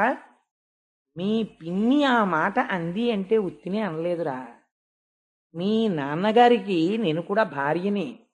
పోనీ పినిమిటి చేతను పెండ్లామని కాదు, మా ఆవిడ అని ప్రేమతో ఎప్పుడైనా ఓ సునీతి ఇలరా అని పిలవకపోతే పిడపోయిరి. అలా పిలవకపోతే నేను బాధపడినా. ఇవాళ నాకు భార్య యొక్క స్థాయి లేదు. ఒక నికృష్టమైన దాసి. ఇద్దరూ పక్క పక్కన నిలబడితే మీ నాన్నకి ఏదైనా గబుక్కుని పిలవవలసి ఉంటే నికృష్టమైనటువంటి ఆ దాసిని పిలుస్తాడు, కానీ నన్ను పిలవడం. ఎందుకో తెలుసా? నికృష్ట దాసి అనియను పిలువంగను చాలని దుర్భగురాలగు నా కుచ్చి ఉదయమందిన కథనను. అంటే ఇప్పుడు ఎవరిని నిందించుకుంటోంది? నా పాపకర్మ నన్ను కట్టి కుడుపుతోంది. మీ నాన్న చేత సురిచి పొందినటువంటి అదృష్టాన్ని నేను పొందలేకపోయాను. నేను పొందలేని కారణం వల్ల నువ్వు పొందలేకపోయావు. తప్పించి నా దురదృష్టం రా. మీ నాన్నగారు ఒక భార్య పట్ల అలా, ఒక భార్య పట్ల ఇలా ఉన్నారు అంటే అది నా దురదృష్టం. నా దురదృష్టం నిన్ను కూడా వెంటాడుతోంది నా కడుపున పుట్టడం వల్ల తప్ప ఆవిడ ఒక్కరిని ఒక్క మాట అనలేదు. తన యందు దోషం ఆరోపించుకుని మాట్లాడింది. ఇలా మాట్లాడగలగడానికి, ఇంత సంస్కారయుతంగా ఉండడానికి చాలా కష్టం అండి. అవి ఏదో నేర్చుకుందామంటే వచ్చే మాటలు కావు. A situation of crisis reveals your character అంటారు. మామూలుగా నడువడి అందరూ నడుస్తారు. ఇప్పుడు సంధ్యావందనం చెయ్యాలండి ప్రతిరోజు అన్నాం అనుకోండి, ఇంట్లో ఉన్ననాళ్ళు హాయిగా సంధ్యావందనం ప్రతివాడు చేస్తాడు. ఏదో ఎక్కడో ఏదో ఊరు వెళ్ళాడు, ఆ ఊళ్ళో ఏదో కాటేజీలో ఉన్నాడు. అప్పుడు సంధ్యావందనం చేయవలసి వచ్చింది అనుకోండి. సంధ్యావందనం ఇవాళ చేయకపోతే ఏమండి అని ఏదో తప్పనిసరి పరిస్థితుల్లో ప్రాయశ్చిత్త శ్లోకం చదివాడు సరే. అన్నీ అనుకూలంగా ఉన్నప్పుడు ధర్మ నిర్వహణ గొప్పే ఉందండి. ఏది అనుకూలం కానప్పుడు ధర్మం నిర్వహిస్తే గొప్ప. రామచంద్రమూర్తికి అన్నీ కలిసి రాలేదు. ఆయనకి ఎన్ని కష్టాలు పడ్డాడో, ఎన్ని కష్టాలు పడ్డా ధర్మాన్ని మాత్రం ఆయన వదిలిపెట్టలేదు. ధర్మాన్ని వదిలిపెట్టకుండా ఉండడం గొప్ప. అందుకని మీ శీలము పైకి ఎప్పుడు వస్తుంది అంటే, ఒక ఉద్విగ్నమైనటువంటి సంఘటన జరిగినప్పుడు ఎవరి శీలం ఏమిటో పైకి వచ్చేస్తుంది. అప్పుడు మీరు మాట్లాడే మాటలని బట్టి, ఒక సంఘటన యందు మీ ప్రవర్తనని బట్టి, మీరు భక్తులో, మీకు శాస్త్ర ప్రావీణ్యం ఉన్నదో, మీరు నేర్చుకున్నది మీరు నడువడిలో పెట్టినవారో కాదో తేల్చేస్తుంది, బయట పెట్టేస్తుంది ఆ సంఘటన. ఇప్పుడు ఈ సంఘటన ఎంతమందిని బయట పెడుతోందో చూడండి. ఒక్క సంఘటన ఉత్తానపాదుడి బలహీనతని బయటపెట్టింది, సురుచి అహంకారాన్ని బయటపెట్టింది, సునీతి శీలాన్ని బయటపెట్టింది, ధ్రువుడి మనస్సులో ఏర్పడబోతున్నటువంటి ఒక కొత్త కోరికని బయట పెడుతోంది. ఇన్ని విషయములకు ఆధారభూతమైన ఒక సంఘటనని ఎత్తుకుంటున్నాడు వ్యాసుడు. ఎంత గమ్మత్తైనటువంటి విషయం అండి నిజంగా. వ్యాస భగవానుడికి మనం ఎన్నిసార్లు జోదలు చేయాలి మహానుభావుడికి అని ఆవిడంది. నాన్న ఎందుకురా బెంగ పెట్టుకుంటావు, విను ఆడిన ఆ సురుచి వచనములు సత్యంబులుగను, సర్వశరణ్యుండనగల హరిచరణంబులు కను, జనకుని అంకమెక్కగా తలతేనిన్. సురుచి ఏం చెప్పిందో అది పరమ యథార్థం. నిజంగా నీ తండ్రి యొక్క తొడ ఎక్కి కూర్చోవాలన్న కోరిక నీకుంటే, మీ తండ్రి మనస్సుని మళ్ళీ అలా మార్చగలిగిన వాడెవరో తెలుసా? సురుచిని తొక్కి పెట్టి సునీతిని పక్కకి తెచ్చుకోగలగాలి. ఇది నీ అంత నీకు సాధ్యం కాదు. ఈశ్వర పాదాలు పట్టుకోవాలి. పట్టుకుంటే సురుచిని తిరస్కరించగలవు, సునీతికి పెద్దపీట వేయగలవు, ఆత్మధర్మాన్ని భక్తితత్వాన్ని ఒప్పుకోగలవు, నీ ధర్మమునందు నువ్వు నిలబడగలవు, సురుచిని త్రోసిరాదనగలవు. నాకు అక్కర్లేదు ఈ భౌతిక సుఖాలని, ధర్మ విరుద్ధమైనటువంటి సుఖమునందు మమకారమును విడిచిపెట్టగలవు. అలా విడిచిపెట్టడానికి ఈశ్వరానుగ్రహం ఉండాలి. అందుకని ఏది సురుచి చెప్పిందో అది యథార్థం. నీకు నిజంగా నీ తండ్రి అంకం ఎక్కాలన్న కోరికుంటే నువ్వు శ్రీమన్నారాయణ పాదార వింద సంసేవనము చెయ్యగలగాలి. ఇలా ఏడవడం కాదురా, ఆయన గురించి ఏడవగలవా? ఏడిచాడు మీ తాత మహానుభావుడు స్వయంభవమనువు. అఖండమైన రాజ్యం ఇచ్చాడు చిత్రముఖ బ్రహ్మగారు. మొట్టమొదట ఏది భూమండలం అని అడిగాడు స్వయంభవమనువు. హిరణ్యావత మహానుభావుడు ఆదివరాహమూర్తి అయ్యి వచ్చి యజ్ఞవరాహమూర్తి భూమిని పైకెత్తి మీ తాతకిచ్చాడు స్వయంభవమనువుకి. వరాహావతారం అంటే ఎంత గొప్పదో తెలుసా అండి? ఒక చోట ఒక మాట చెప్తారు. పోతనామాచ్యుల వారు ఆంధ్రీకరిస్తున్నారు భాగవతాన్ని. ఒక రాజుగారు అడిగారు, నాకు ఆ భాగవతాన్ని ఇమ్మని. అడిగితే పోతన గారు ఇవ్వనన్నారు ఎవ్వరికి. ఇమ్మనుజేశ్వరాధములకిచ్చి పురమ్ములు వాహనమ్ములు సొమ్ములు కొన్ని పుచ్చుకొని సొక్కి శరీరము బాసి కాలుచే సొమ్మెటవాటులంబడక సమ్మతి శ్రీహరికిచ్చే చెప్పే ఈ బొమ్మెర పొతనాచ్యుడొకడు భాగవతంబు జగద్ధితంబు గన్నని చెప్పుకున్నాడు. ఆయన ఒప్పుకోలేదు అంకితం ఇవ్వడానికి. ఆయనకి ఏం కానుకలు గుచ్చుకోట, ఆయనకి మమకారం లేదుట, ఈశ్వరుడి పాదాలు పట్టుకున్నవాట అని తెలుసుకుని ఆ రాజు వేటమిషతో వచ్చి భటుల్ని పంపాడు. పోతన గారిని తీసుకురండి నా దగ్గరికి. ఆ భటులు వెళ్ళారు. వెళ్ళేసరికి పోతన గారు ఆయనకి ఏముందంటే ఒక చిన్న పూరిపాక అంతే. ఆ పూరిపాకలో కూర్చొని భాగవతాన్ని ఆంధ్రీకరిస్తున్నారు. ఈ భటులు లోపలికి ఎడదామని చూశారు. వెళ్ళేటప్పటికి ఒక అడవి పంది పడుకునుంది పర్ణశాల ముందు, ఆ కుటీరం ముందు. అది వీళ్ళని చూసి పైకి లేచి గుర్ర నరిచింది. ఇటువంటి అడవి పందిని మనం ఎన్నడూ చూడలేదని భటులు పారిపోయారు. పారిపోయి రాజుకు చెప్తే రాజు చీవాట్లు పెట్టాడు. అడవి పందిని చూసి పారిపోతారు, అది పులే సింహమా, మొత్తం సైన్యం వెళ్ళండి అన్నాడు. ఇంతమంది సైన్యం దాని కోరలు చూసి, దాని నోరు చూసి, దాని పళ్ళు చూసి భయపడి వచ్చేసారు. రాజా మేమటువంటి వరాహాన్ని చూడలేదన్నారు. తీరా రాజుగారు వచ్చి చూసి ఆశ్చర్యపోయి పోతన గారి పాదములు పట్టుకుని ప్రణిపాతం చేసి, నాకు బుద్ధొచ్చింది, ఈ కాపు కాస్తున్నది కేవలము వరాహము కాదు, ఈశ్వరాంశ అని తెలుసుకుని పోతన గారి కాళ్ల మీద పడిన తరువాత పోతన గారిని ఇంతసేపు మీ పాక బయట కాపాడినటువంటి వరాహం ఎవరంటే బయటికి వచ్చి చూశారు. అక్కడ ఏమీ లేదు. ఆయన అప్పటికి ఆంధ్రీకరిస్తున్న ఘట్టం ఏమిటో తెలుసా అండి? యజ్ఞవరాహమూర్తి భూమినెత్తుతున్న ఘట్టం. ఆ యజ్ఞవరాహమే పోతన గారి పర్ణశాల ముందు పడుకుంది. ఈశ్వరుణ్ణి నమ్ముకున్న వాడికి నమ్ముకున్నంత ఆయన చూస్తాడు, లోకమేం చూడగలదు వాణ్ణి. అందుచేత మహానుభావుడు మీ తాత స్వయంభూమనువు ఆ నారాయణుడు గురించి ఏడ్చాడు.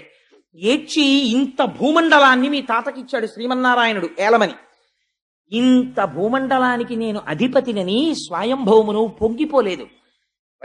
శరీరమునకు వృద్ధాప్యం వచ్చిన తరువాత కొడుక్కి పట్టాభిషేకం చేసి అరణ్యములకు వెళ్ళిపోయాడు. ప్రయత్నపూర్వకముగా విషయ సుఖాల్ని వదిలిపెట్టేశాడు. వదిలిపెట్టి శ్రీమన్నారాయణుడిని గురించి తపస్సు చేసి తరించిపోయి ఆయన యందు లీనమైపోయాడు. ఆయన గురించి ఏడ్చిన వారిని ఆయన అలా తనలో కలుపుకున్నాడు. అడిగిన సుఖములు ఇచ్చాడు. మీ తాతలా నువ్వు ఏడవగలవా? మీ పిన్ని చెప్పింది తప్పు కాదరా, మీ పిన్ని పరమసత్యం చెప్పింది. నీకు అలా ఏడవడం వచ్చా? ఏడవడం వస్తే ఇంట్లో ఏడవడం కాదు, పో ఇక్కడి నుంచి. పోయి అరణ్యంలో కూర్చుని నిశ్శబ్దంగా ఉన్న చోట కూర్చుని శ్రీమన్నారాయణుడి గురించి ఏడు. ఆయన అనుగ్రహం కలిగిందా మీ తండ్రి అంకసీమ నువ్వు చేరగలుగుతావు. ఒక 5 సంవత్సరముల పిల్లవాణ్ణి ఎటువంటి స్థితికి తల్లి మాట తీసుకెళ్లిపోతోందో చూడండి. ఏ పిల్లడినైనా తల్లి మాట తీసుకుని వెళ్ళగలదు. అమ్మ ఇలా పెరుగన్నపు ముద్ద నోట్లో పెడుతూ చెప్పిన మాటలే ఆ పిల్లవాడి శీలాన్ని తీర్చిదిద్దుతాయి. అబ్దుల్ కలాం గారు ప్రిఫేస్ రాసుకుని ఒక మాట అంటాడు, అమ్మా I wait for that day of the final judgment to reach your lotus feet once again. అమ్మా వచ్చి నీ పాద కమలములయందు చేరిపోయేటటువంటి మహామృత్యువు గురించి నిరీక్షిస్తున్నానన్నాడు మహానుభావుడు. అమ్మా నాడు ఆకలితో నేను పరిగెత్తుకొస్తే నేను నేల మీద కూర్చుని అమ్మా ఆకలేస్తోందంటే నువ్వు కంచంలోంచి అన్నపు ముద్ద కలిపి నా నోటిలో పెట్టి నాకు నువ్వు అందించిన సంస్కార బలం రోజుకి దేశం గురించి 18 గంటలు అలమటించి 6 గంటలు నిద్రపోవడంలో పెళ్లి చేసుకోవాలన్న స్పృహ మరిచిపోయేటట్టు చేసింది. అటువంటి మహర్షి అబ్దుల్ కలాం అంటే. అటువంటి రాష్ట్రపతి పాలిస్తున్న దేశంలో నేను ఉన్నందుకు గర్వపడుతుంటాను నేను. అటువంటి మహాపురుషుడు ఋషి కాడండి కలాం గారు. అటువంటి వాడు వింగ్స్ ఆఫ్ ఫైర్ కి ప్రిఫేస్ రాస్తూ ఒక మాట అన్నాడు, అమ్మా నువ్వు పెట్టిన అన్నం నీ స్థితికి తెచ్చింది. మళ్ళీ నేను ఎన్నడూ నీ పాదములకు చేరిపోతానో, ఎప్పుడొచ్చి నీ పాదములకు నమస్కరిస్తానో అని ఫైనల్ జడ్జిమెంట్ డే కోసం వెయిట్ చేస్తున్నానమ్మా అన్నాడు. పోతన గారు వాడారు ఆ మాట. మహామృత్యు కాలంబునన్ అజామిలోపాఖ్యానం విందురు గాని ఎలా ఉంటుందో అసలు ఆ నామం అంటే ఏమిటో విందురు గాని. సరే అది వేరు విషయం. ఎలాగో వచ్చేస్తున్నాయి కదా, పప్పు కూర పచ్చడి అన్ని తర్వాత గరిట్లో అన్ని పట్టుకుని సిద్ధంగా ఉన్నారు. దాని తర్వాత ఒకటి ఎలాగో వడ్డించేస్తారు. సరే అందుచేత ఈ మాట చెప్పింది తల్లి.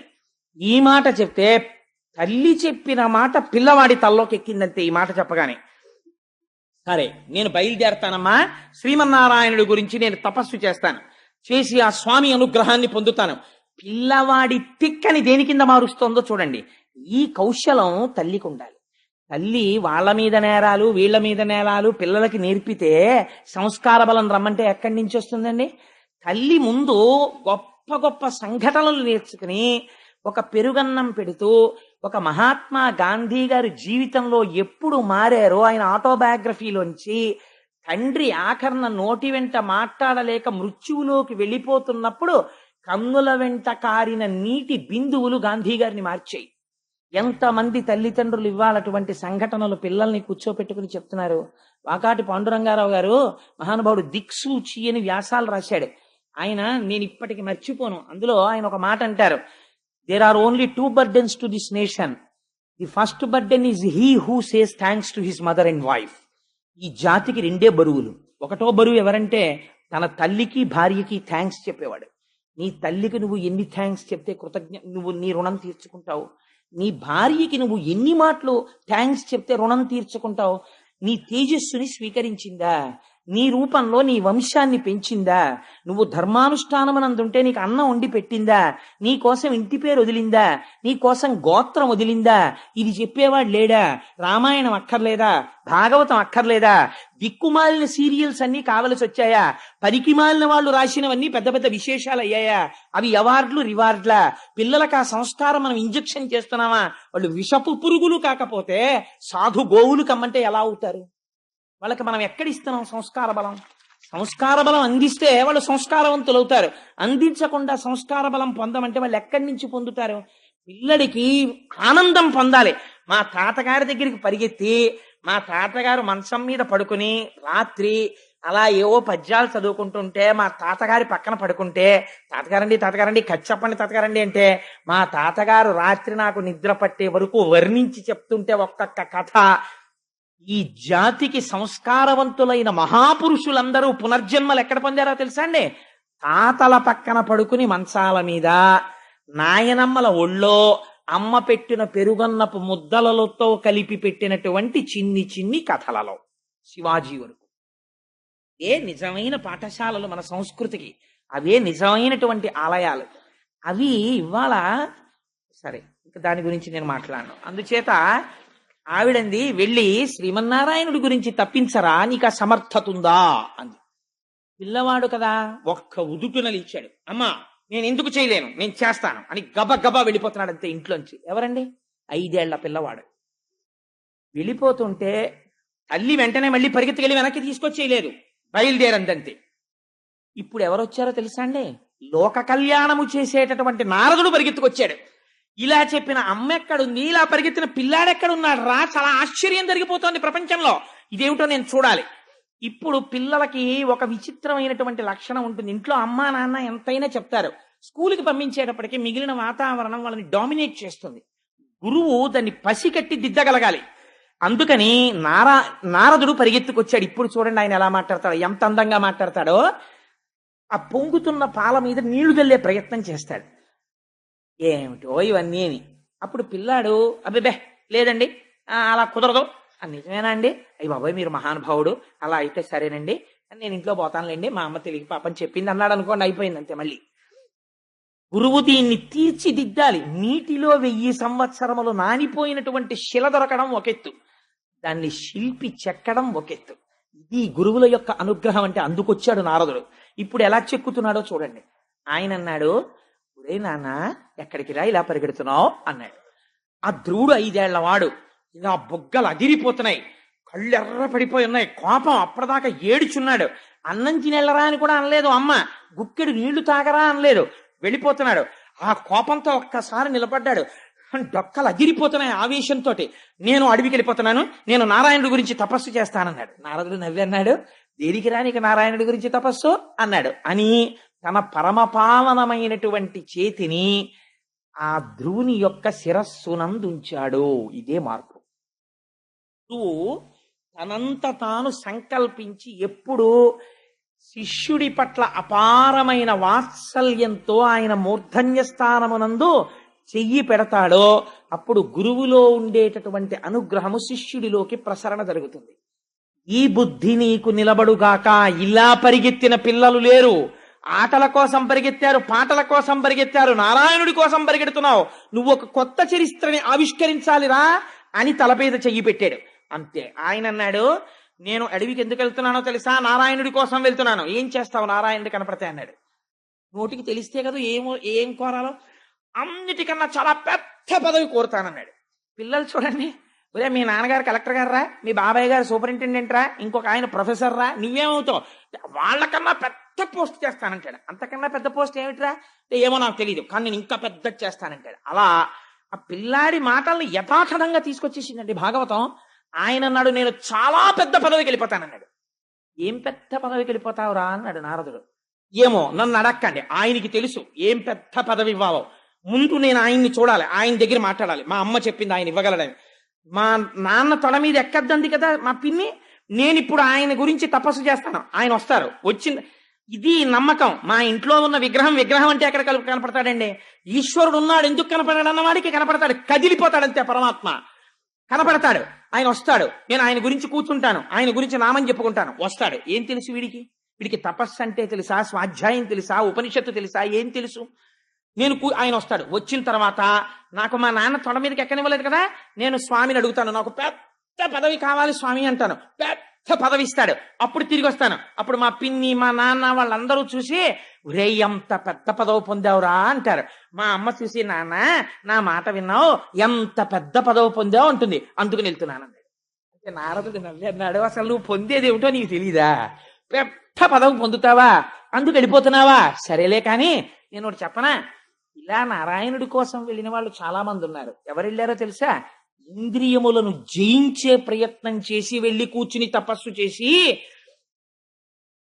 రాత్రింబవళ్ళు బొటనవేలు మీద నిలబడి తపస్సు చేసిన వాళ్ళకి శ్రీమన్నారాయణ దర్శనం అవ్వలేదు. అంతంత కష్టాలు పడ్డ వాళ్ళకి. నువ్వు పిల్లవాడివిరా, నీకు తెలియదు, ఇంకా నీకు తిక్కొచ్చిందంటే దీన్ని తిక్కంటారు. పిల్లవాడివి, నీకు మానావమానాలు ఏమిట్రా? నీకు నేను ఒక పెద్ద సూత్రం చెప్తాను నాన్న, ఆ సూత్రం మనసులో పెట్టుకుంటే నీకు మనస్సునందు కలిగినటువంటి ఖేదము పోయి నీకు మనస్సు శాంతిగా ఉంటుంది. ఏమిటో చెప్పనా? సుఖము దుఃఖము ఈ రెండూ కూడా మనస్సుకి సంబంధించినవి. మనస్సు ఇష్టపడితే సుఖంలా కనపడుతుంది. ఆయనకి బాగా స్నేహితుడు, ఆయన ఏదైనా పరిహాసం ఆడుతూ మీరు ఎప్పుడు ఇంతేనండి అని ఏమన్నా అన్నాడు అనుకోండి, అంటే చాలా సంతోషంగా ఉంటుంది. ఎందుకంటే మంచి స్నేహితుడు అంటున్నాడు, ఒప్పుకుంటాడు. అదే ఇష్టం లేనివాడు అన్నాడు అనుకోండి, చాలా కోపం వచ్చేస్తుంది. ఎందుకంటే ప్రధానం ఆయన అంటే ఇష్టం లేదు. సుఖ దుఃఖములకు కారణము మనస్సు. కాబట్టి ఇవి రెండు ద్వంద్వములు. ఆ రెండింటినీ సమానంగా తీసుకున్నావనుకో, భగవంతుడి పాదాలు పట్టుకుని నువ్వు వివేక బుద్ధి కలిగిన వాడవు అని పెద్దలు అంటారు. చాలు, అంతకన్నా నీకేం పెద్ద విషయాలు అక్కర్లేదు. ఇప్పుడు నీకు నేను ఒక 3 సూత్రాలు చెప్తాను, బాగా గుర్తుపెట్టుకో. నీకన్నా చాలా గౌరవింపదగిలినటువంటి పెద్దలు కనపడ్డారనుకో, నువ్వు వాళ్ళని గౌరవించి నమస్కరించు, ఆదరించు, సంతోషించు. వారు పెద్దలు కనపడితే, నీకన్నా ఈశ్వర విభూతి ఎక్కువ ఉన్నవాళ్ళు కనపడితే వాళ్ళని చూసి అసూయ పడకెప్పుడు. ఈశ్వర, వాళ్ళు ఎంత తపస్సు చేశారో, నాకన్నా ఎక్కువ విభూతిని వారు పొంది ఉన్నారు అని సంతోషంతో ఆయన విభూతి ఎక్కువ ఉన్నవారిగా చూసి సంతసించి నమస్కరించు. నీతో సమానమైన విభూతి ఉన్నవారైతే మేమిద్దరం సమానంగా పొందామని మిత్రత్వం చెయ్యి. నీకన్నా తక్కువ విభూతి ఉన్నవాళ్ళు కనిపిస్తే, ఈశ్వర వీళ్ళు కూడా పైకి రావాలని కోరుకుని కారుణ్యంతో ప్రవర్తించు. ఈ 3 గుర్తు పెట్టుకున్నావు అనుకో, చక్కగా వృద్ధిలోకి వస్తావు. ఏనన్నా ఇంట్లోకి పోవాలి. నిజంగా నారదుడు ఎంత అందంగా మాట్లాడాడో చూడండి. నిరుత్సాహపరిచాడా? నిరుత్సాహపరచలేదు. పోనీ నిజంగా ఇంట్లోకి వెళ్ళిపోయాడు అనుకోండి, ధ్రువుడు పాడైపోతాడా? పాడైపోడు. గురువు ఎలా మాట్లాడాలో అలా మాట్లాడాడు. మళ్ళీ ఇంకొంచెం సోపానములు ఎక్కించేటట్టే మాట్లాడాడు. కానీ ఇప్పుడు ఆ పిల్లాడు నిలబడిపోయాడు అనుకోండి, ఇప్పుడు నారదుడు ఆశీర్వదించాలి. ఆయన స్పర్శ ఎక్కడికి పోతుంది? ఆ పిల్లాడు అన్నాడు, మీరు చెప్పిన మాటలు వినడానికి ఏమిటో చాలా సొంపుగా ఉన్నాయి కానండి, నేను పుట్టుక చేత క్షత్రియుణ్ణి కదా, రాజుల ఇంట్లో పుట్టాను కదా, నాకు కొంచెం పౌరుషం ఎక్కువండోయ్. మా పిన్ని నన్నంత మాట అంది, ఇక్కడ అయింది గాయం. నాకు ఇప్పుడు ఈ గాయం పోవాలంటే ఒకే ఒక రసాయనంతో పోతుంది. దీనికి బయట మందు లేదు. ఇంకా శ్రీమన్నారాయణ సందర్శనం అనేటటువంటి రసాయనమే మా పిన్ని మాటలనేటటువంటి ఈ లోపల కలిగినటువంటి వ్రణమును మాన్పగలదు. అందుకని కనపడతాడా కనపడడా, నేను పొందగలనా పొందలేనా వదిలిబారైంది, నాకు బెంగలేదు. నేను వెళ్ళి శ్రీమన్నారాయణుడి దర్శనం అవ్వడానికి తపస్సు చేస్తానంతే, నేను వెళ్ళిపోతున్నాను అన్నాడు. వీడికి ఎక్కడికి వెళ్ళాలో తెలియదు, తపస్సు అంటే ఏం చెయ్యాలో తెలియదు, ఎలా కూర్చోవాలో తెలియదు, ఏమీ తెలియదు, వెళ్ళిపోతున్నాడు. ఈ పట్టుదలని గుర్తించాడు. ఇది గురువు అంటే. పట్టుదలని గుర్తించి ఆ పట్టుదలని మార్గం వైపుకి నడుపుతాడు. పట్టుదల ప్రతివాడికి ఉంటుంది, దానికి మార్గమును ఏర్పాటు చెయ్యాలి, ఏర్పాటు చేసి అటు వైపుకి తిప్పాలి. అలా తిప్పినవాడు గురువు అండి. అలా గుర్తుపట్టలేకపోతే ఇంకా ఆయన గురువు ఏమిటి? ఆయన గురువు కాడు. తన శిష్యులలో ఎవడు ఏ స్థాయిలో ఎటువైపుకు వెళ్ళాలని ఆర్తి పొందుతున్నాడో గుర్తుపట్టి అటువైపుకి మార్గాన్ని సుగమం చెయ్యాలి గురువు. అలా మాట్లాడాలి. ఎంత గొప్పగా ఇప్పుడు చెప్పాడు నారదుడు. ఆయన అన్నాడు,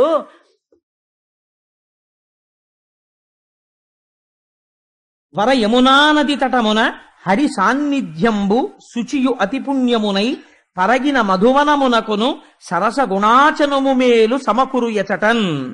నాయనా సరసగుణ, నువ్వు చనుము, వెళ్ళు. ఎక్కడికెడతావో తెలుసా? వర యమునా నది తటమున, యమునా నది యొక్క ఒడ్డున హరి సాన్నిధ్యంబు శుచియు, నిరంతరము శ్రీమన్నారాయణుని యొక్క పాద స్పర్శ కలిగినటువంటి ఒక గొప్ప వనమున్నది. ఆ వనమునకు మధువనమని పేరు. అది అతి పుణ్యమైనటువంటి వనము. నువ్వు ఆ వనమునకు వెళ్ళి అక్కడ స్వస్తికాసనమో పద్మాసనమో నీకు ఏ ఆసనం వచ్చో ఆ ఆసనము వేసుకుని కూర్చో. శుచి అయి స్నానం చేసి యమునా నదిలో స్నానం చేసి ఆచమనం చేసి కూర్చున్న తర్వాత నీ మనస్సుని ముందు నిగ్రహించు. కోపంలో ఉంది కదా, పిన్ని వైపే ఉంటుంది నీ మనస్సు. అలా ఉంటే శ్రీమన్నారాయణ దర్శనం ఎలా అవుతుంది? ఇప్పుడు నీ పిన్ని మీద ఉండకూడదు మనస్సు. నీ కోరిక సాధించాలంటే నీ బుద్ధి యందు ఉన్నటువంటి వ్యగ్రత ఈశ్వరుడి వైపుకి వెళ్ళిపోవాలి. నాకెందుకు కనపడడో బాగా పట్టుపట్టే అంతే మనసులో. చెట్టు పట్ట, చెట్టు పువ్వు లేదా 4 ఆకులు, ప్రధానముగా తులసి, ఏది కనపడితే అది తెచ్చుకో. స్వామివారి యొక్క మూర్తిని ముందు నీటిలో కానీ పవిత్ర ప్రదేశంలో కానీ పెట్టి వీటితో పూజ చెయ్యడం ప్రారంభం చెయ్యి. ఏది దొరికితే అది నివేదన చెయ్యి. అతి మితంగా ఆహారాన్ని తీసుకో. ఎవ్వరితో మాట్లాడకో. ఈశ్వరుడు ఎందే మనస్సు పెట్టు. రాత్రనక పగలనక నువ్వు మరిచిపోవాలి. కన్నులు మూసుకుని ధ్యానం చేస్తుంటే నీ ఇంద్రియాలు వెనక్కి తిరిగిపోవాలి. నీకేది చూడకూడదు. ఇప్పుడు నువ్వు మాట్లాడుతున్నప్పుడు నీ పిన్ని మాట మీదే నీకు ఎలా బుద్ధి నిలబడిపోయిందో అలా నీ బుద్ధి శ్రీమన్నారాయణుడి మీదే నిలబడిపోవాలి. అలా నిలబడిపోవాలంటే నీకు ఆయన ఎలా ఉంటాడో తెలియాలి కదా. నీకు అసలు ఆయన ఎలా ఉంటారో తెలియకుండా నువ్వు ఎవరిని మనసులో చూస్తావు? ఆయన ఎలా ఉంటాడో నేను చెప్తాను. ఎందుకంటే నేను చూసి వస్తుంటాను తరచూ వెళ్ళి. అందుకని ఎలా ఉంటాడో చెప్తాను. నువ్వు విని బాగా మనసులో గుర్తుపెట్టుకుని వెళ్ళు. ఇప్పుడు మార్గం చెప్పేవాడు వాడు దొరికాడు పిల్లాడికి. వాడు చిన్న పిల్లవాడు, మంచి సుక్షేత్రమునందు పడుతోంది విత్తనం. అందుకని వాడు చెప్పండి అని ఇలా కళ్ళు తుడిచేసుకుని, చెప్పండి నేను అలాంటి స్వామిని ఇంకా ఆరాధన చేస్తాను, చెప్పండి ఎలా ఉంటాడన్నాడు. నిజంగా నారదుడి మాటలంటే ఎలా ఉంటాయో, గురువు అంటే ఎలా ఉంటాడో, ఎటువంటి భూమికనందున్న వారిని ఉద్ధరిస్తాడో చూడండి. ఆయన అంటాడు, హార కిరీట కేయూర కంకణ ఘనభూషణుడాశ్రిత పోషణుండు, లాలిత కాంచీ కలాప శోభిత కటిమండలుండంచిత కుండలుండు, మహనీయ కౌస్తుభమణి గృణిచారు గ్రైవేయ కుండానందదాయకుండు, సలలిత ఘన శంఖ చక్ర గదాపద్మ హస్తుండు భువన ప్రశస్తుడజుడు, కమ్ర సౌరభ వనమాలికాధరుండు, హత విమోహుండు నవ్య పీతాంబరుండు, లలిత కాంచననూపురలంకృతుండు, నిరతిశయ సద్గుణుండు దర్శనీయతముడు. ఎలా ఉంటాడో తెలుసా శ్రీ మహావిష్ణువు?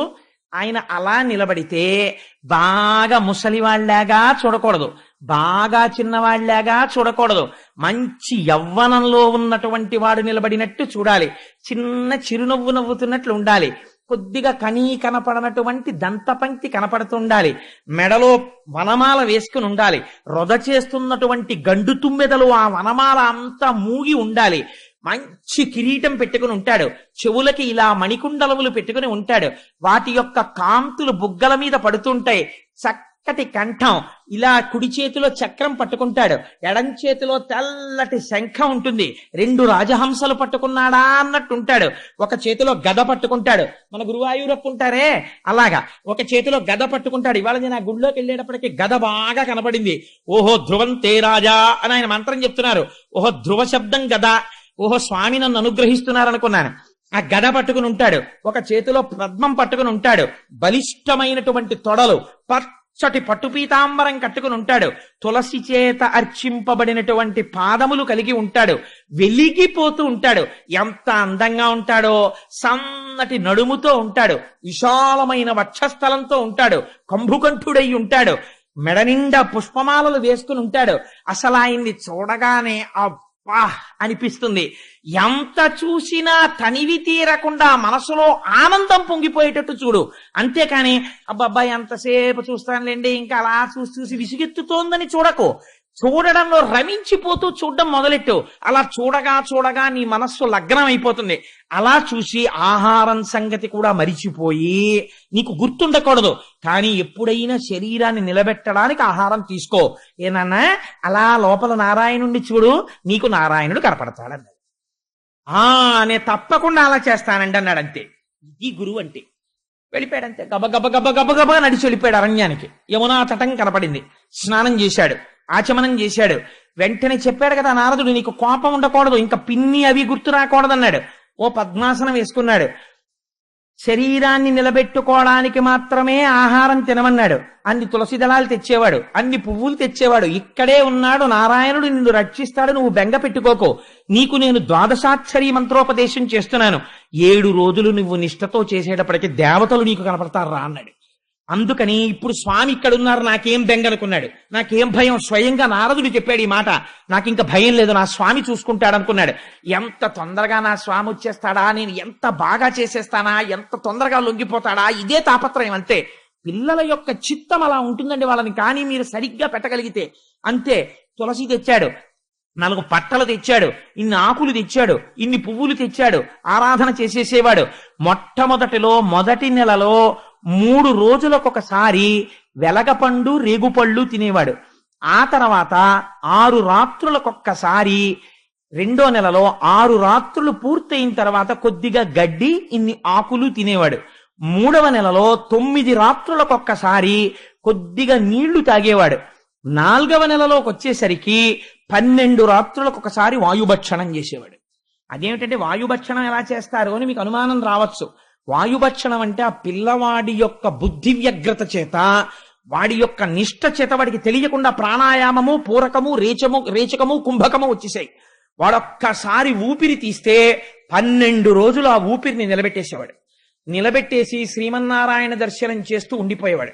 అలా కుంభకం చేసి 12 రాత్రులకు ఒక్కసారి విడిచిపెట్టేవాడు. విడిచిపెట్టి కాసేపు అని ఊపిరి తీసేవాడు. మరాళి మందగమనామహాలా వన్యసేవదిహి, ఆ ఊపిరిని తీసి శరీరాన్ని పోషించేవాడు. మళ్ళీ అంతే కుంభకం చేసేవాడు. కుంభకం చేసేసి మళ్ళీ భగవంతుడి గురించి ఆలోచన చేస్తూ 5వ నెల వచ్చేసరికి బొటనవేలు మీద నిలబడేవాడు. ఏదో కొంతకాలం అయిపోయిన తర్వాత బొటనవేలు నెప్పెట్టినట్టు అనిపిస్తే కుడికాలు తీసి యువతల పెట్టి ఎడమకాలి బొటనవేలు మీద నిలబడేవాడు. ఆ స్థితికి వెళ్ళేటప్పటికి 5వ నెల వచ్చేసరికి ఏ స్థితి వచ్చేసిందో తెలుసా అండి? ఈ పిల్లవాడి నిష్టకి కుడికాలి బొటనవేలు తీసి ఇలా పెట్టేటప్పటికి భూమండలం అంతా ఇటు ఒరిగిపోయింది. పిల్లవాడు ఎడమ బొటనవేలు ఇటు పెట్టేటప్పటికి భూమండలం ఇటు వంగిపోయేది.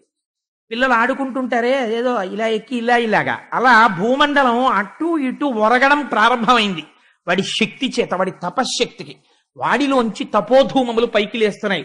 వాడికి తెలియదు అది గమ్మత్తు. వాడికి ఒకటే కోరిక. ఏమిటా కోరిక? నారాయణుణ్ణి చూడాలి. ఇలా అపారమైన తపస్సు చేసేస్తున్నాడు. చేసేస్తుంటే అప్పుడు దేవతలందరూ ఏమిట్రా భూమండలమే కంపించిపోతోందని బెంగ పెట్టుకుని గబగబా వైకుంఠానికి వెళ్ళారు. అక్కడ సాకారుడై ఉంటాడు, అంతటా ఉంటాడు పరమాత్మ శ్రీ మహావిష్ణువు. కానీ భక్తులను అనుగ్రహించడానికి ఒక ఆకారమును తాను పొందుతాడు. అలా పొందిన ఆకారము విష్ణువు యొక్క ఆకారము. అది సగుణం అంటారు. అటువంటి సగుణమైన మూర్తి దగ్గరికి వెళ్ళి ప్రార్థన చేశారు. ఒక విచిత్రమైనటువంటి విషయం, దేవతలకు సంకటం ఎందుకు వచ్చిందో తెలుసా అండి? ఇప్పుడు అదేమో యవ్వనంలో ఉన్నవాడు తపస్సు చేస్తున్నాడు అనుకోండి, వాడు అప్సరసని పిలిచి భంగం చేసి పారాయని పంపించేస్తారు. పిల్లాడు 5 ఏళ్ల పిల్లాడు వీడి దగ్గరికి ఎవరిని పంపిస్తారు?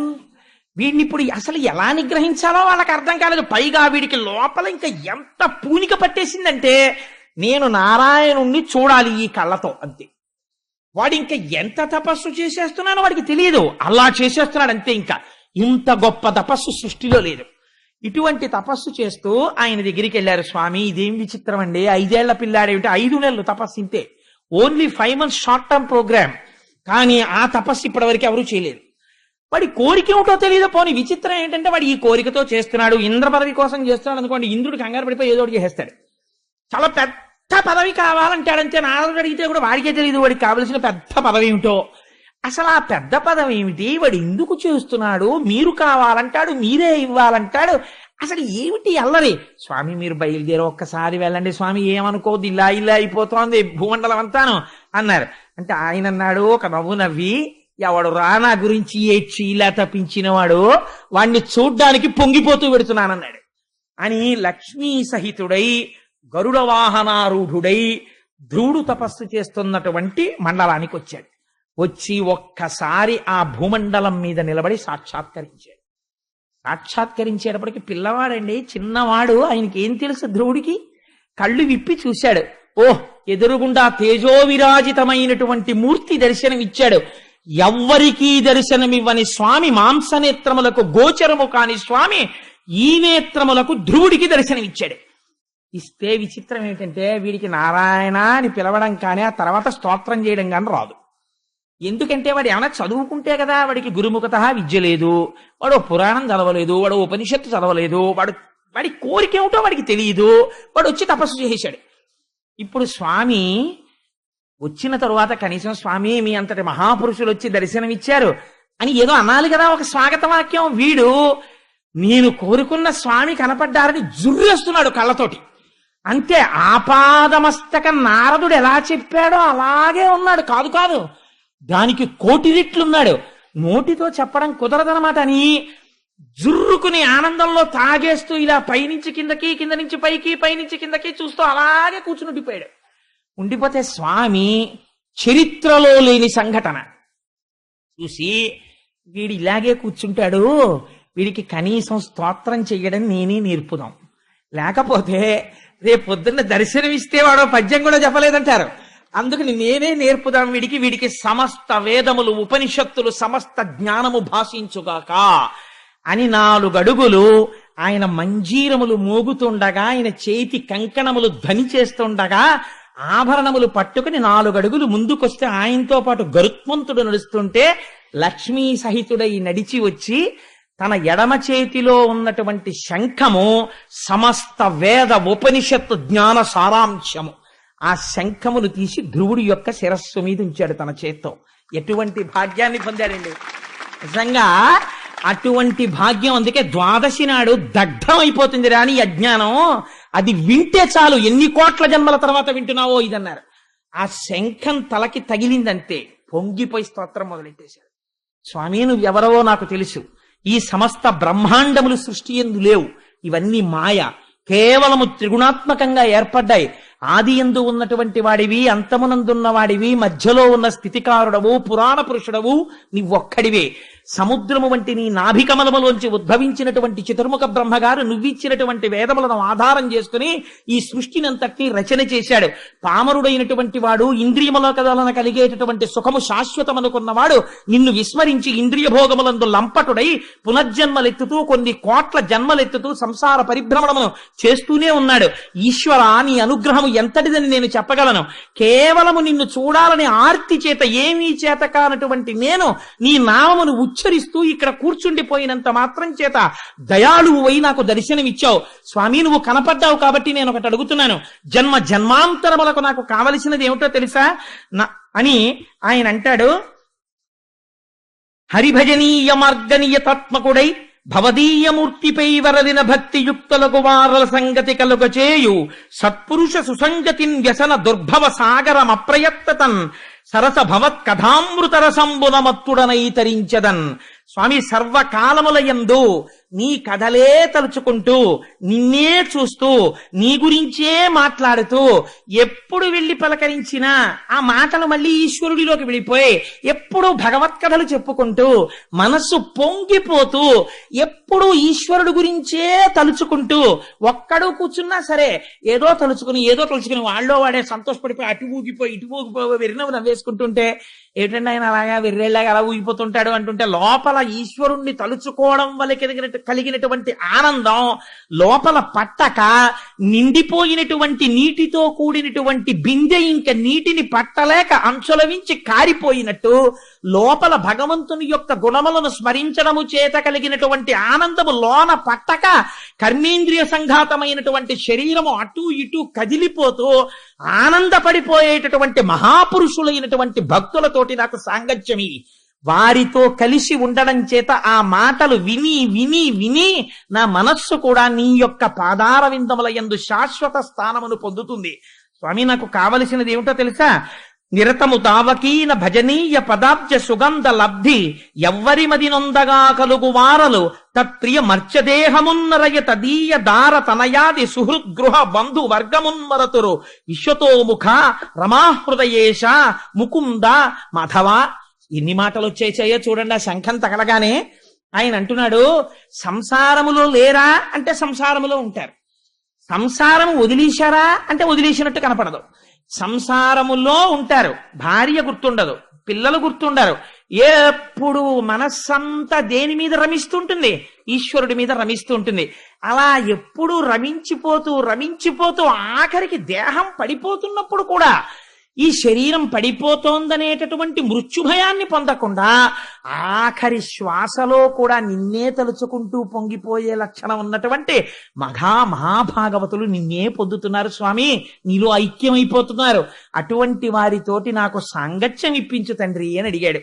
అడిగితే స్వామి చూసన్నారు, గురై నువ్వు చాలా గొప్ప స్తోత్రం చేశావురా, మహావైరాగ్యం ఉన్న వాళ్ళు ఇటువంటి స్తోత్రం చేయరు. నీ స్తోత్రం నన్ను చాలా ఆనందపరిచింది, కానీ నీకేం కావాలి అని నేను అడగాలి. ఇప్పుడు అడిగితే నువ్వేం చెయ్యాలి? అయ్యా స్వామి నాకు ఇది కావాలండి అని అడగాలి. దీన్ని స్వామి దర్శనమివ్వడం, భక్తుడు వరం అడగడం, స్వామి వరాన్ని ఇవ్వడం అంటారు. నీకు నారదుడు చెప్పాడు కదా, నేను ఏదైనా ఇవ్వగలను అని మీ అమ్మ చెప్పింది కదా, అందుకే కదా నువ్వు తపస్సు చేశావు. నువ్వు బయలుదేరేటప్పుడు ఏమని బయలుదేరావు? నాకు పెద్ద పదవి కావాలని బయలుదేరావు. నీకు పెద్ద పదవి అంటే నీకు ఏమిటి చెప్పాలో నీకు చేత కాదు. కానీ ఇది నువ్వు పెద్ద పదవి అన్నది ఏమిటో నాకు ఒక్కడికే తెలుసు. కానీ అది ఎవరికి ఇవ్వరు ఆ పదవి. కానీ ఊరే, ఇంత చిన్నవాడివా పదవి ఏమిటో తెలియకుండా ఇంత తపస్సు చేసేసావు, అందుకే నీకు ఇచ్చేస్తున్నాను ఆ పదవి. ఏమిటో తెలుసా ఆ పదవి? ధర్మము, అగ్ని, కశ్యపుడు, సప్తర్షులు, కాలము, నక్షత్ర మండలము, ఋతువులు, సూర్యచంద్రాది గ్రహములు, ఈ బ్రహ్మాండములు ఏది కదలకపోతే దాన్ని ఆధారంగా చేసుకుని రంగులు రాట్నం తిరిగినట్టు తిరుగుతాయో అటువంటి ధ్రువమండలం కింద నిన్ను మార్చేస్తున్నాను. నువ్వు ధ్రువమండలమై వినువీధిన వెలుగుతుంటే నిన్ను ఆధారం చేసుకుని సమస్త జ్యోతిశ్చక్రము తిరుగుతుంటుంది. అటువంటి పదవిని నీకు అనుగ్రహిస్తున్నానన్నాడు. అంటే అసలు ధ్రువుడికి అలాంటి పదవి ఉంటుందని తెలియదు, పొంగిపోయాడు. ఇది స్వామి అనుగ్రహం అంటే. అందుకే శంకరాచార్యులు వారు అంటారు, ఈశ్వరుణ్ణి నువ్వు అడక్కు అంటారు. నీకేం వచ్చని అడుగుతావు? నువ్వు అడక్కు, నీకు నోటితో తెలియదు. స్వామి నువ్వు రక్షించు అను. ఆయనకి తెలిసి నీకేమిచ్చి కాపాడుకోవాలో ఆయన ఇస్తాడు. ఏమండి, ఆయన్ని ఎంతో మంది ఎన్నో అడిగారు, ఇలా అడిగిన వాళ్ళు ఉన్నారా అని. నీకు అంత పదవి ఇచ్చానురా, కానీ ఇప్పుడే కాదు, నువ్వు ఇంటికెళ్ళు. నీకు భవిష్యత్తు కూడా చెప్పేస్తున్నాను. నీ తమ్ముడు మరణిస్తాడు, నీ పిన్ని మరణిస్తుంది, నీకు రాజ్యాభిషేకం జరుగుతుంది. జరిగిన తరువాత తదనంతర కాలమునందు నువ్వు వైరాగ్యం పూర్ణంగా సిద్ధించి తపస్సు చేస్తావు. అప్పుడు నిన్ను అటువంటి ధ్రువమండలానికి తీసుకెళ్ళి తర్వాత నాలో ఐక్యం చేసేసుకుంటాను. ఇదే నీకు చిట్ట చివరి జన్మ అని చెప్తే ధ్రువుడు అని చెప్పి స్వామి అంతర్ధానం అయిపోయాడు. అంతర్ధానం అయిపోతే ధ్రువుడు చాలా దిగులుగా ముఖం పెట్టి, అయ్యో ఇంత తపస్సు చేస్తే నాకు ఇదా ఫలితమని ఏడుపు మొహంతో బయలుదేరట. అది విచిత్రం. మీరు విచిత్రం చూసారా? ఆయనంత పదవిస్తే ఈ పిల్లాడికి ఏమిటో ఇంత తపస్సు చేస్తే శ్రీమన్నారాయణుడు కనపడితే పెద్ద పదవిస్తాడనుకుంటే ఇదా నాకు ఇచ్చింది అని ఏడుస్తూ వెడుతున్నట్టంటే చిన్న బుచ్చుకున్న మొహంతో. అంత ధ్రువుండును పంకేరుహాక్ష పాద కమల సేవోసాదిత మనోరథములు తనరియో తనదు చిత్తంబులోన తుష్టి పొందక చనియ విశిష్ట చరిత్ర. విదురుడితో చెప్తున్నాడు మైత్రేయుడు. మనసులో తృప్తి లేకుండా తలొంచుకుని ఏదో ఓడిపోయిన వాళ్ళ అలా నడుస్తున్నాడు అన్నారు. అంటే విదురుడు తెల్లబోయాడు. ఇదేమిటయా, నేను ఎక్కడ కనీ విని ఎరుగని ఇంతటి పదవి ఇస్తే ఇంతటి ధ్రువుడు ఇంత గొప్ప పదవొచ్చిందని సంతోషపడ్డం మానేసి ఇలా తలంచుకుని ఏడుస్తూ వెళ్ళడం ఏమిటయ్యా అన్నాడు. అంటే మైత్రేయుడు అన్నాడు, అనగా పినతల్లి తన్ను పల్కిన దురుక్తి బాణ విద్ధాత్ముడగుచు తద్భాషణములు చిత్తమున తల్చుచుండుటను చేసి ముక్తి కొరమికి నత్మలో వగగుందుచుండే. ఆ పిల్లవాడు అనుకున్నట్ట, అయ్యవారి స్వామివారి చేతి శంఖం తలకి తగిలింది కదా, నేను తెలియక మా పిన్ని మాటలు నా హృదయంలో నాటుకోవడం వల్ల నాన్నగారి తొడ మీద నన్ను కూర్చోపెట్టుకోలేదు అన్న కారణంతో బయలుదేరుతున్నప్పుడు నాకు పెద్ద పదవని బయలుదేరాను. సనక సనందనాది మహర్షులు ఎన్ని కోట్ల సంవత్సరముల నుంచో తపస్సు చేసి జ్ఞానమంటే ఏమిటో తెలుసుకుందామని ఏ స్వామిని దర్శనం చేద్దామని ప్రయత్నం చేస్తున్నారో అటువంటి వాడు నాకు దర్శనం ఇచ్చాడు. నేనేమడిగి ఉండాల్సింది? స్వామి నాకు మోక్షమి అని అడిగి ఉండాల్సింది. నేనేమో ఏమీ మాట్లాడలేదు, అనవసరంగా పెద్ద పదవి అన్నాను. ఇప్పుడు నేను కొన్నాళ్ళు ఆ ధ్రువమండలంలో ధ్రువుడిగా ఉండాలి, హాయిగా మోక్షం పొందేస్తే ఎంత బాగుండేది అనుకున్నట్ట వాడు. అందుకుని వాడికి తృప్తి పొందలేదు. అంటే ఇప్పుడు మీకేమర్థం అవుతోంది? స్వామి శంఖం ఎవరికి తగిలిందో వాడు ముక్త పురుషుడు అవుతాడు, వాడికి ముక్తి ఎందే కోరిక ఉంటుంది. కానీ బయలుదేరినప్పుడే కోరిక కోడాడో అది అనుగ్రహించకుండా స్వామి ఉండరు. అందుకని అటువంటి కోరికను అనుగ్రహించడానికి స్వామి సిద్ధపడ్డారు. అంటే ఇది ధ్రువుడి యొక్క మనస్సు 5 ఏళ్లలో ఎంత పరిణితి చెందిపోయిందో చూడండి, ఎంత స్థితికి వెళ్ళాడో చూడండి. ఈలోగా నారదుడి సంతోషం ఏమిటో తెలుసా అండి? నారదుడి లాంటి వాడు ఎక్కడ ఉంటాడండి? ఉత్తానపాదుడి దగ్గరికి వెళ్ళాడు. పెడితే ఉత్తానపాదుడు ఎదురొచ్చి స్వాగతం పలికి అర్ఘ్యం ఇచ్చి పాద్యం ఇచ్చి లోపలికి తీసుకెళ్లి కూర్చోపెట్టి పక్కన శురుచి లేదు. అందుకని అన్నాడు, బాధగా ఉన్నామే ఉత్తానపాద అన్నాడు. అన్నీ తెలుసు నారదుడికి, తనేగా పంపించాడు కొడుకుని. ఏం అలా ఉన్నావు అన్నాడు. అంటే ఏం చెప్పుకోను మహాపురుష, చూశారా నాకేమో 2 భార్యలు, పాపం వాడు నా కొడుకే కదండి, వాడు నన్ను ఏమడిగాడండి, సామ్రాజ్యం అడిగాడా, సింహాసనం అడిగాడా, తొడ మీద కూర్చుంటానన్నాడు. అంటే సురుచిని చూసినటువంటి భయం చేత వాడిని తొడ మీద కూర్చోపెట్టుకోలేదు. నారాయణుడి గురించి తపస్సు చెయ్యండి, వాడు అడవికి వెళ్ళిపోయాటండి, తర్వాత నేను అడిగితే అడవికి వెళ్ళిపోయాడు తపస్సు కన్నారు. పిల్లాడు 5 ఏళ్ల పిల్లాడు, వాడి తపస్సు ఏమిటి, వాడికి అరణ్యం ఏమిటి, వాడిని ఏ క్రూర మృగాలు తినేశాయో, కన్న తండ్రిని అయ్యుండి పిల్లవాడి పట్ల ఇంత క్రూరంగా ప్రవర్తించానే అని నా మనసు గాయమును పొందింది అన్నాడు. తప్ప సురుచిని వదిలేశాను, దాని మాట వినడం మానేశాను లేదు. అది విచిత్రం.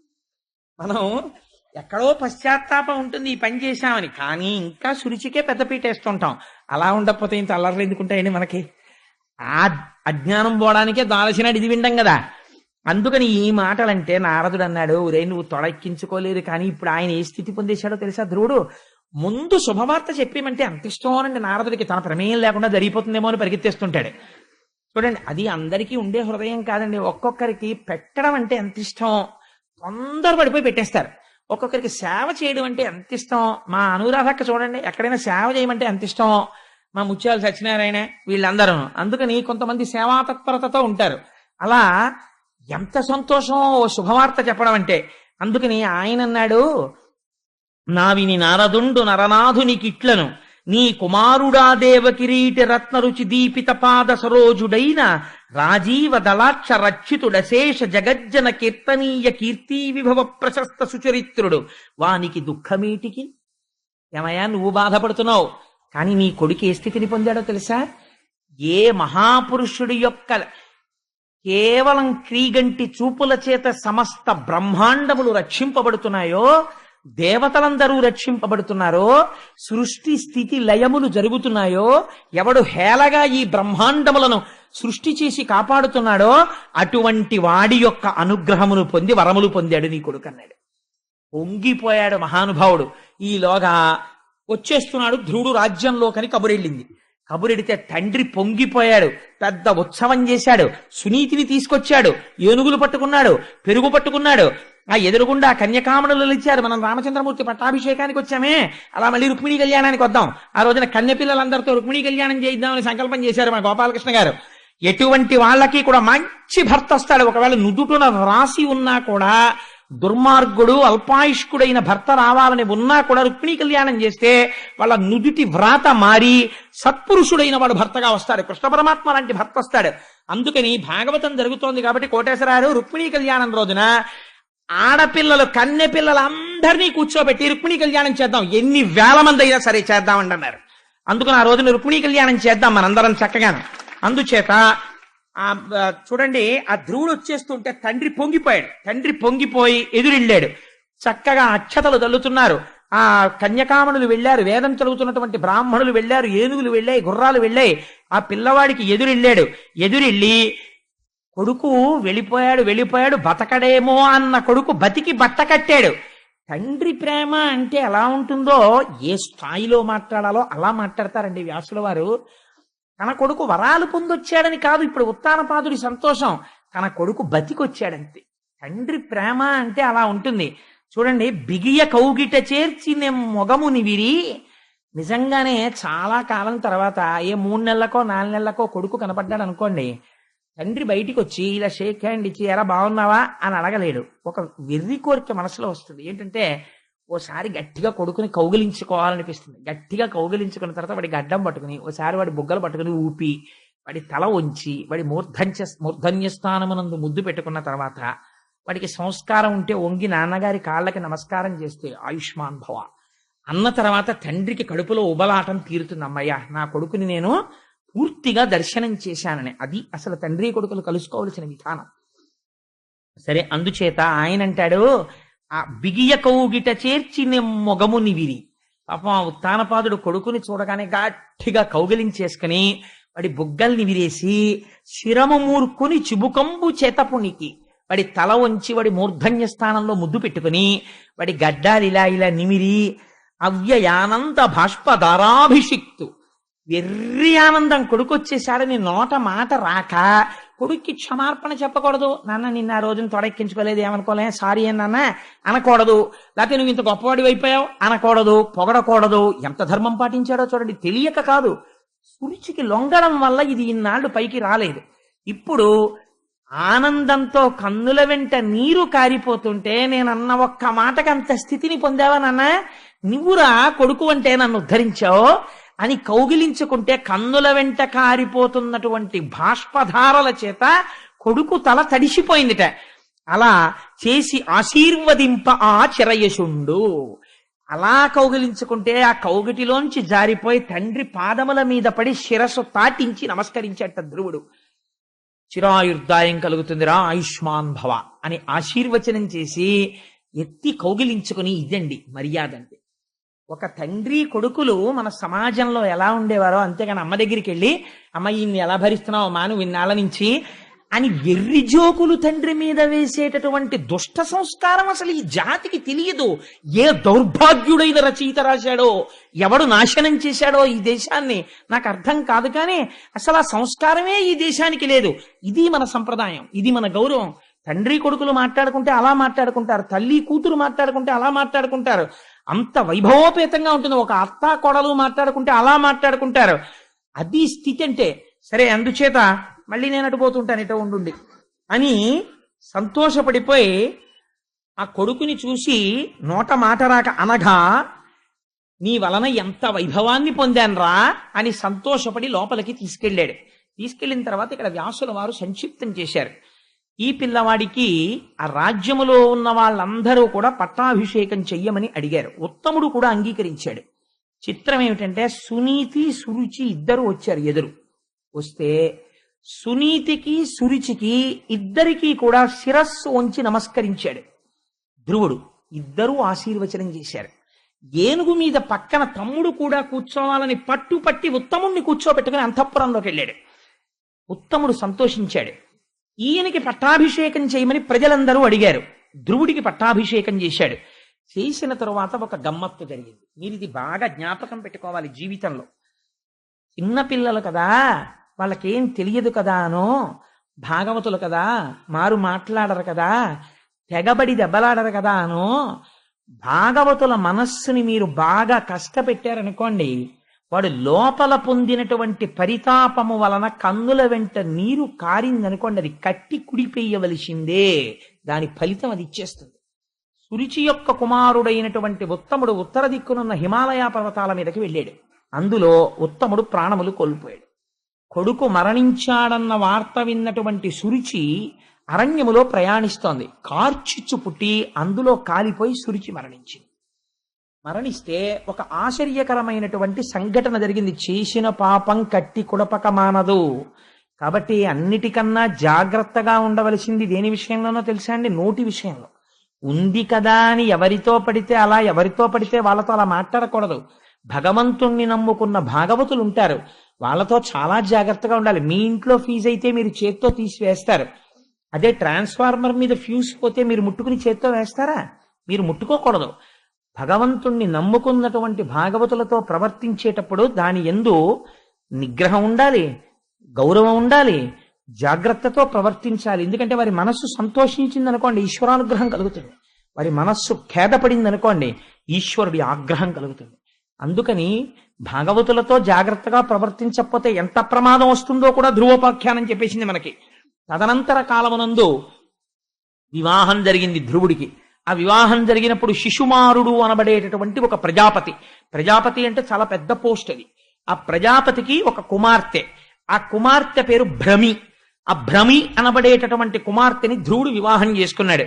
ఆ భ్రమి అనబడేటటువంటి భార్య యందు ఇద్దరు కుమారులు పుట్టారు. ఒకడి పేరు వత్సర, ఒకడి పేరు కల్ప అని ఇద్దరు కుమారులు పుట్టారు. ఆ తర్వాత వాయుదేవుడి యొక్క కుమార్తె అయినటువంటి ఇలా అనబడేటటువంటి ఒక పిల్లని పెళ్లి చేసుకున్నాడు. ఆ పిల్ల యందు ఉత్కళ అనబడేటటువంటి కుమారుడు జన్మించాడు. వీరొక కుమార్తె కూడా జన్మించింది. ఇవన్నీ ఏమిటో తెలుసా అండి? ఆయన పొందబోయే పదవి యొక్క అర్హతలు. మీకు ఆయన ధ్రువపదమై ఉంటాడు, ఆయన కదలకుండా అన్ని కదులుతుంటాయి. ఇలా కదిపేదేది? సృష్టి ఉండాలంటే వాయువు ఉండాలి. అందుకని వాయువు కూతుర్ని వివాహం చేసుకున్నాడు. ప్రజాపతి అయినటువంటి శిశుమారుడు యొక్క పిల్లని పెళ్లి చేసుకున్నాడు. ఆ పిల్లని పేరేమిటి? భ్రమి. భ్రమి అంటే కదలడం. ఏమిటి కదులుతోంది? జ్యోతిష్ చక్రమనందు సూర్యమాన చాంద్రమానముల చేత తిథులు నక్షత్రములు అన్నింటితోటి బ్రహ్మాండములు కాలమునందు కదులుతుంటాయి. కదులుతున్న కాలమునకు కదలని తాను ఆధారభూతుడై ఉంటారు, తనకు ప్రదక్షిణంగా తిరుగుతుంటారు. ఇటువంటి దానికి భ్రమి భార్య. ఈ కాలమునకు హద్దు ఏమిటి? వత్సర. వత్సర అంటే మనం ఒక సంవత్సరాన్ని ముందు ప్రమాణంగా చెప్తాం. ఏదో పార్థివనామ సంవత్సరే ఉత్తరాయణే మాఘమాసే శుక్లపక్షే ద్వాదశిమ్యాం వాసరః అని కదా సంకల్పం చెప్తాం. అందుకని వత్సరము ఒక హద్దు. యుగాంతం అయిపోయిన తర్వాత హద్దేది? కల్పము. శ్వేతవరాహ కల్పే అలా చెప్తాం. అందుకని కల్పం ఒక హద్దు, వత్సరము ఒక హద్దు. ఈ రెండు హద్దులు తనకి బిడ్డలై వచ్చారు ఇప్పుడు. అంటే ఇప్పుడు తను పొందపోయేటటువంటి పదవిని ఆవిష్కరిస్తున్నారు. ఉత్తముణ్ణి ఒక యక్షుడు సంహరించాడని తెలుసుకున్నాడు. తెలుసుకుని ఆగ్రహించాడు. ఇది చాలా జాగ్రత్తగా వినాలి. ధ్రువోపాఖ్యానంలో ఈ మలుపుని. కోపం వచ్చింది. నా తమ్ముణ్ణి యక్షులు సంహరిస్తారా అని యుద్ధానికి బయలుదేరాడు. ధ్రువుడి రథానికి ఒక గమ్మత్తుంది. రంగురంగుల రథం ఎక్కుతాడు. రథం ఎక్కి హిమాలయ పర్వత ప్రాంతానికి వెళ్ళి కుబేరుడి యొక్క సైన్యం, యక్షులంటే ఆయన దిక్పాలకుడు, ఆ యక్షులతో విశేషమైన యుద్ధాన్ని ప్రారంభం చేశాడు. చిట్ట చివర ఆ యుద్ధంలో కొన్ని వేల మంది యక్షుల్ని చంపేశాడు. చంపేసి నరనారాయణాస్త్రాన్ని ప్రయోగించడానికని మంత్రాన్ని అనుష్ఠానం చేస్తున్నాడు. చేస్తున్న సమయంలో తాతగారైనటువంటి స్వయంభువ మనువు కనబడ్డాడు. కనబడి ఒక మాట చెప్పాడు. ఎంత తపస్సు చేసిన వాడికి ప్రమాదం ఎక్కడ నుంచి ముంచుకొస్తుందో తెలుసా? అర్థము లేని కోపములోంచి ప్రారంభం అవుతుంది.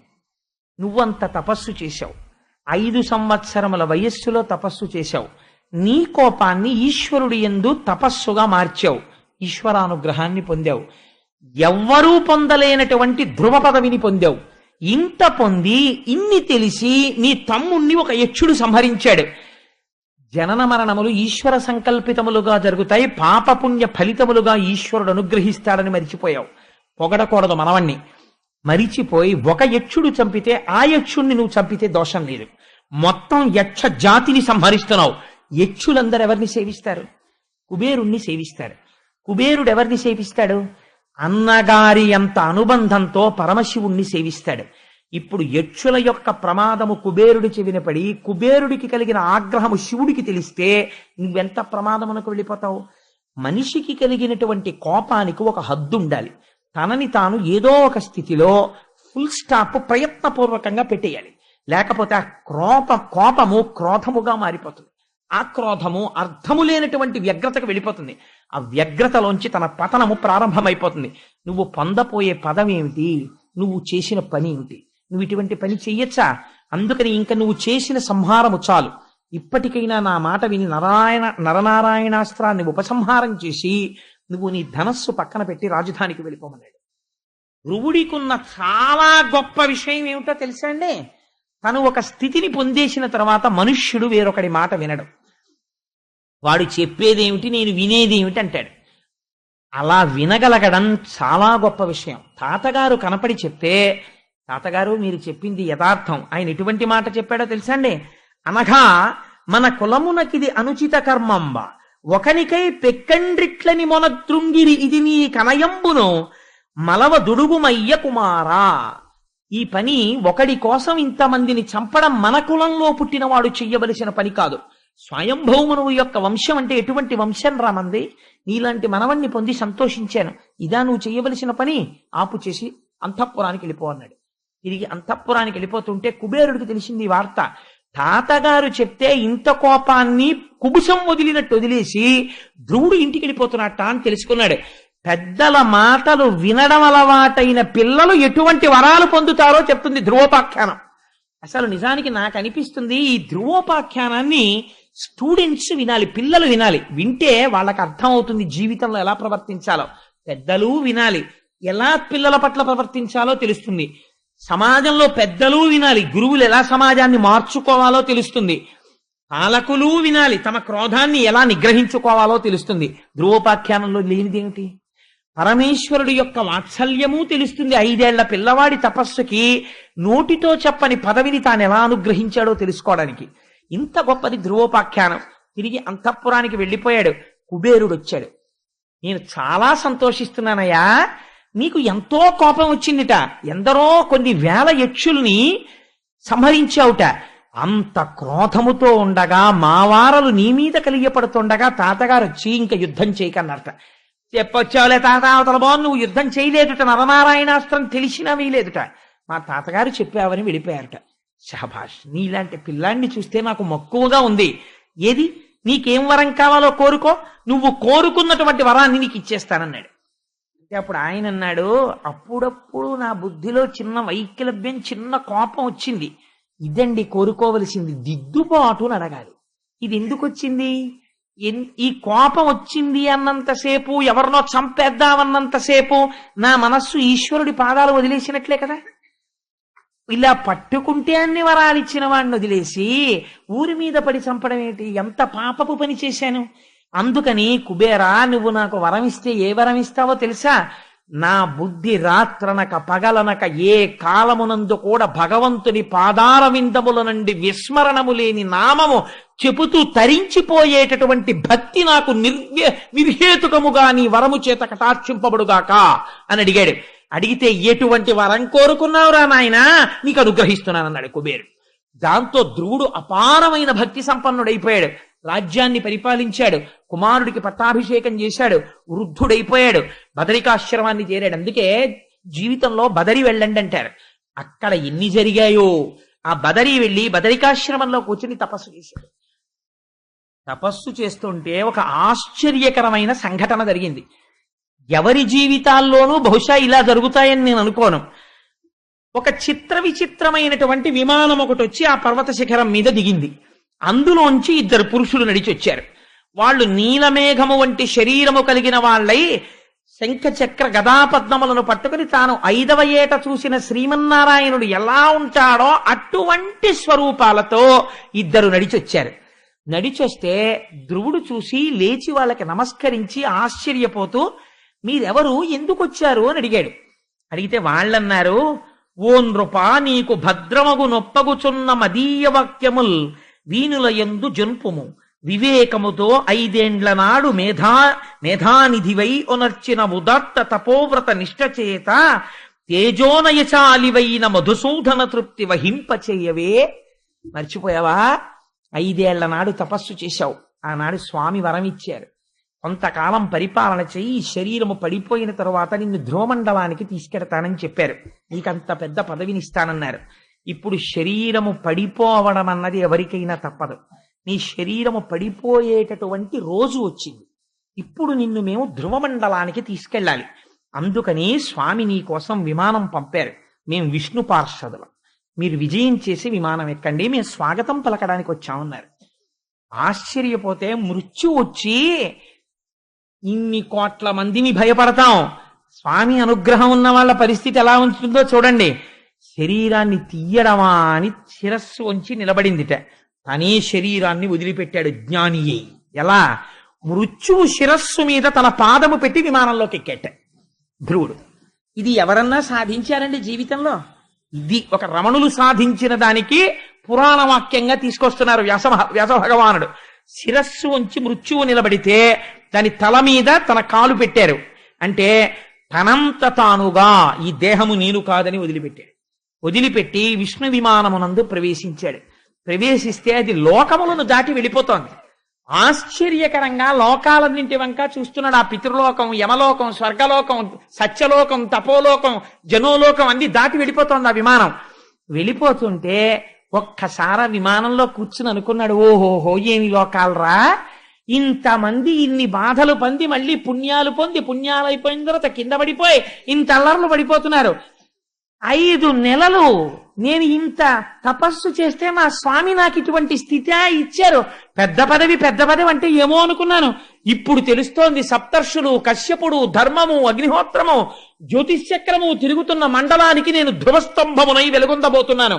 ఇంతమంది నా చుట్టూ తిరుగుతూ ప్రదక్షిణం జరుగుతుంటుంది. నేను నిరంతరము విష్ణులోక దర్శనం చేస్తుంటాను. ఏం అదృష్టం రా అనుకుని, ఈ అదృష్టానికి ఎవరు కారణము అని ఆలోచించారు. మా అమ్మ. ఆనాడు తిడితే తిట్టింది లేరా పిన్ని, కాస్త పెరుగన్నం తిను అని నేను మాట్లాడతానులే పిన్నితో, నేను మాట్లాడతానులే మీ నాన్నతో అని ఉండి ఉంటే నేను ఇవాళ ఈ స్థితి పొందను. మా అమ్మ మీ తాత పొందినట్టు నువ్వెందుకు పొందలేవు, పో నారాయణుడి తపస్సు కంది. మా అమ్మ మాట నన్ను ఈ స్థితికి తీసుకెళ్ళింది. కానీ ఆ పిచ్చి తల్లి ఎక్కడుందో అనుకున్నాడు మనసులో. అనుకునేటప్పటికీ పార్షదులు గ్రహించారు, నిన్నీ స్థితికి తీసుకొచ్చింది కాబట్టే శ్రీ మహావిష్ణువు నీకన్నా ముందు ఆవిడ విమానం నడపమని చెప్పారు. కిటికీలోంచి బయటికి చూడన్నారు. కిటికీలోంచి చూశాడు, ముందు విమానంలో దివ్యమైనటువంటి తేజోవిరాజితయ్యి సునీతి వెళ్ళిపోతోంది విమానంలో. ఆవిడ శ్రీమన్నారాయణుడిలోకి వెళ్ళిపోయింది. ధ్రువుడు ధ్రువమండలమునకు చేరుకొని తదనంతరము స్వామివారిలోకి లీనమైపోయి పరబ్రహ్మము యొక్క సాయుధ్య మోక్షమును పొందాడు. ఇంతటి అద్భుతమైనటువంటి ఈ ధ్రువోపాఖ్యానము పోతన గారు అన్నారు, ఎగ్జాక్ట్ ట్రాన్స్లేషన్ చేస్తూ సంస్కృత్ నుంచి, మహిత సత్పురుష సమ్మతంబును ధన్యంబు సర్గప్రదంబు యశస్కరంబు. ఇన్ని మాటలు వేయరండి ఫలస్తుతికి, ఎన్ని వేసేశారో చూడండి ధ్రువోపాఖ్యానానికి. యశస్కరంబు ఆయుష్కరంబు పుణ్యప్రదాయకమును మంగళకరంబు అఘమర్షణంబు సౌమనస్యంబు ప్రశంసా యోగ్యము పాప నివారణము ధ్రువపద ప్రాపకంబు. ఎవరు ద్వాదశి నాడు చేతులొగ్గి నమస్కరిస్తూ అనుమానం లేకుండా వింటున్నారో వాళ్ళు కూడా ధ్రువపదాన్ని చేరుతారన్నారు. అటువంటి ధ్రువపద ప్రాపకంబునయ్యొప్పు ఈ వ్యాఖ్యానంబు తగ నీకు నిరింగించితి. దీనినెవ్వడేని తివుట శ్రద్ధాగరిష్ఠుడై తీర్థ పాద చరణ సరసైరుహ ద్వయాశ్రయుండునుగుచు భవ్య చరిత దినాంత ప్రభాత వేళలను.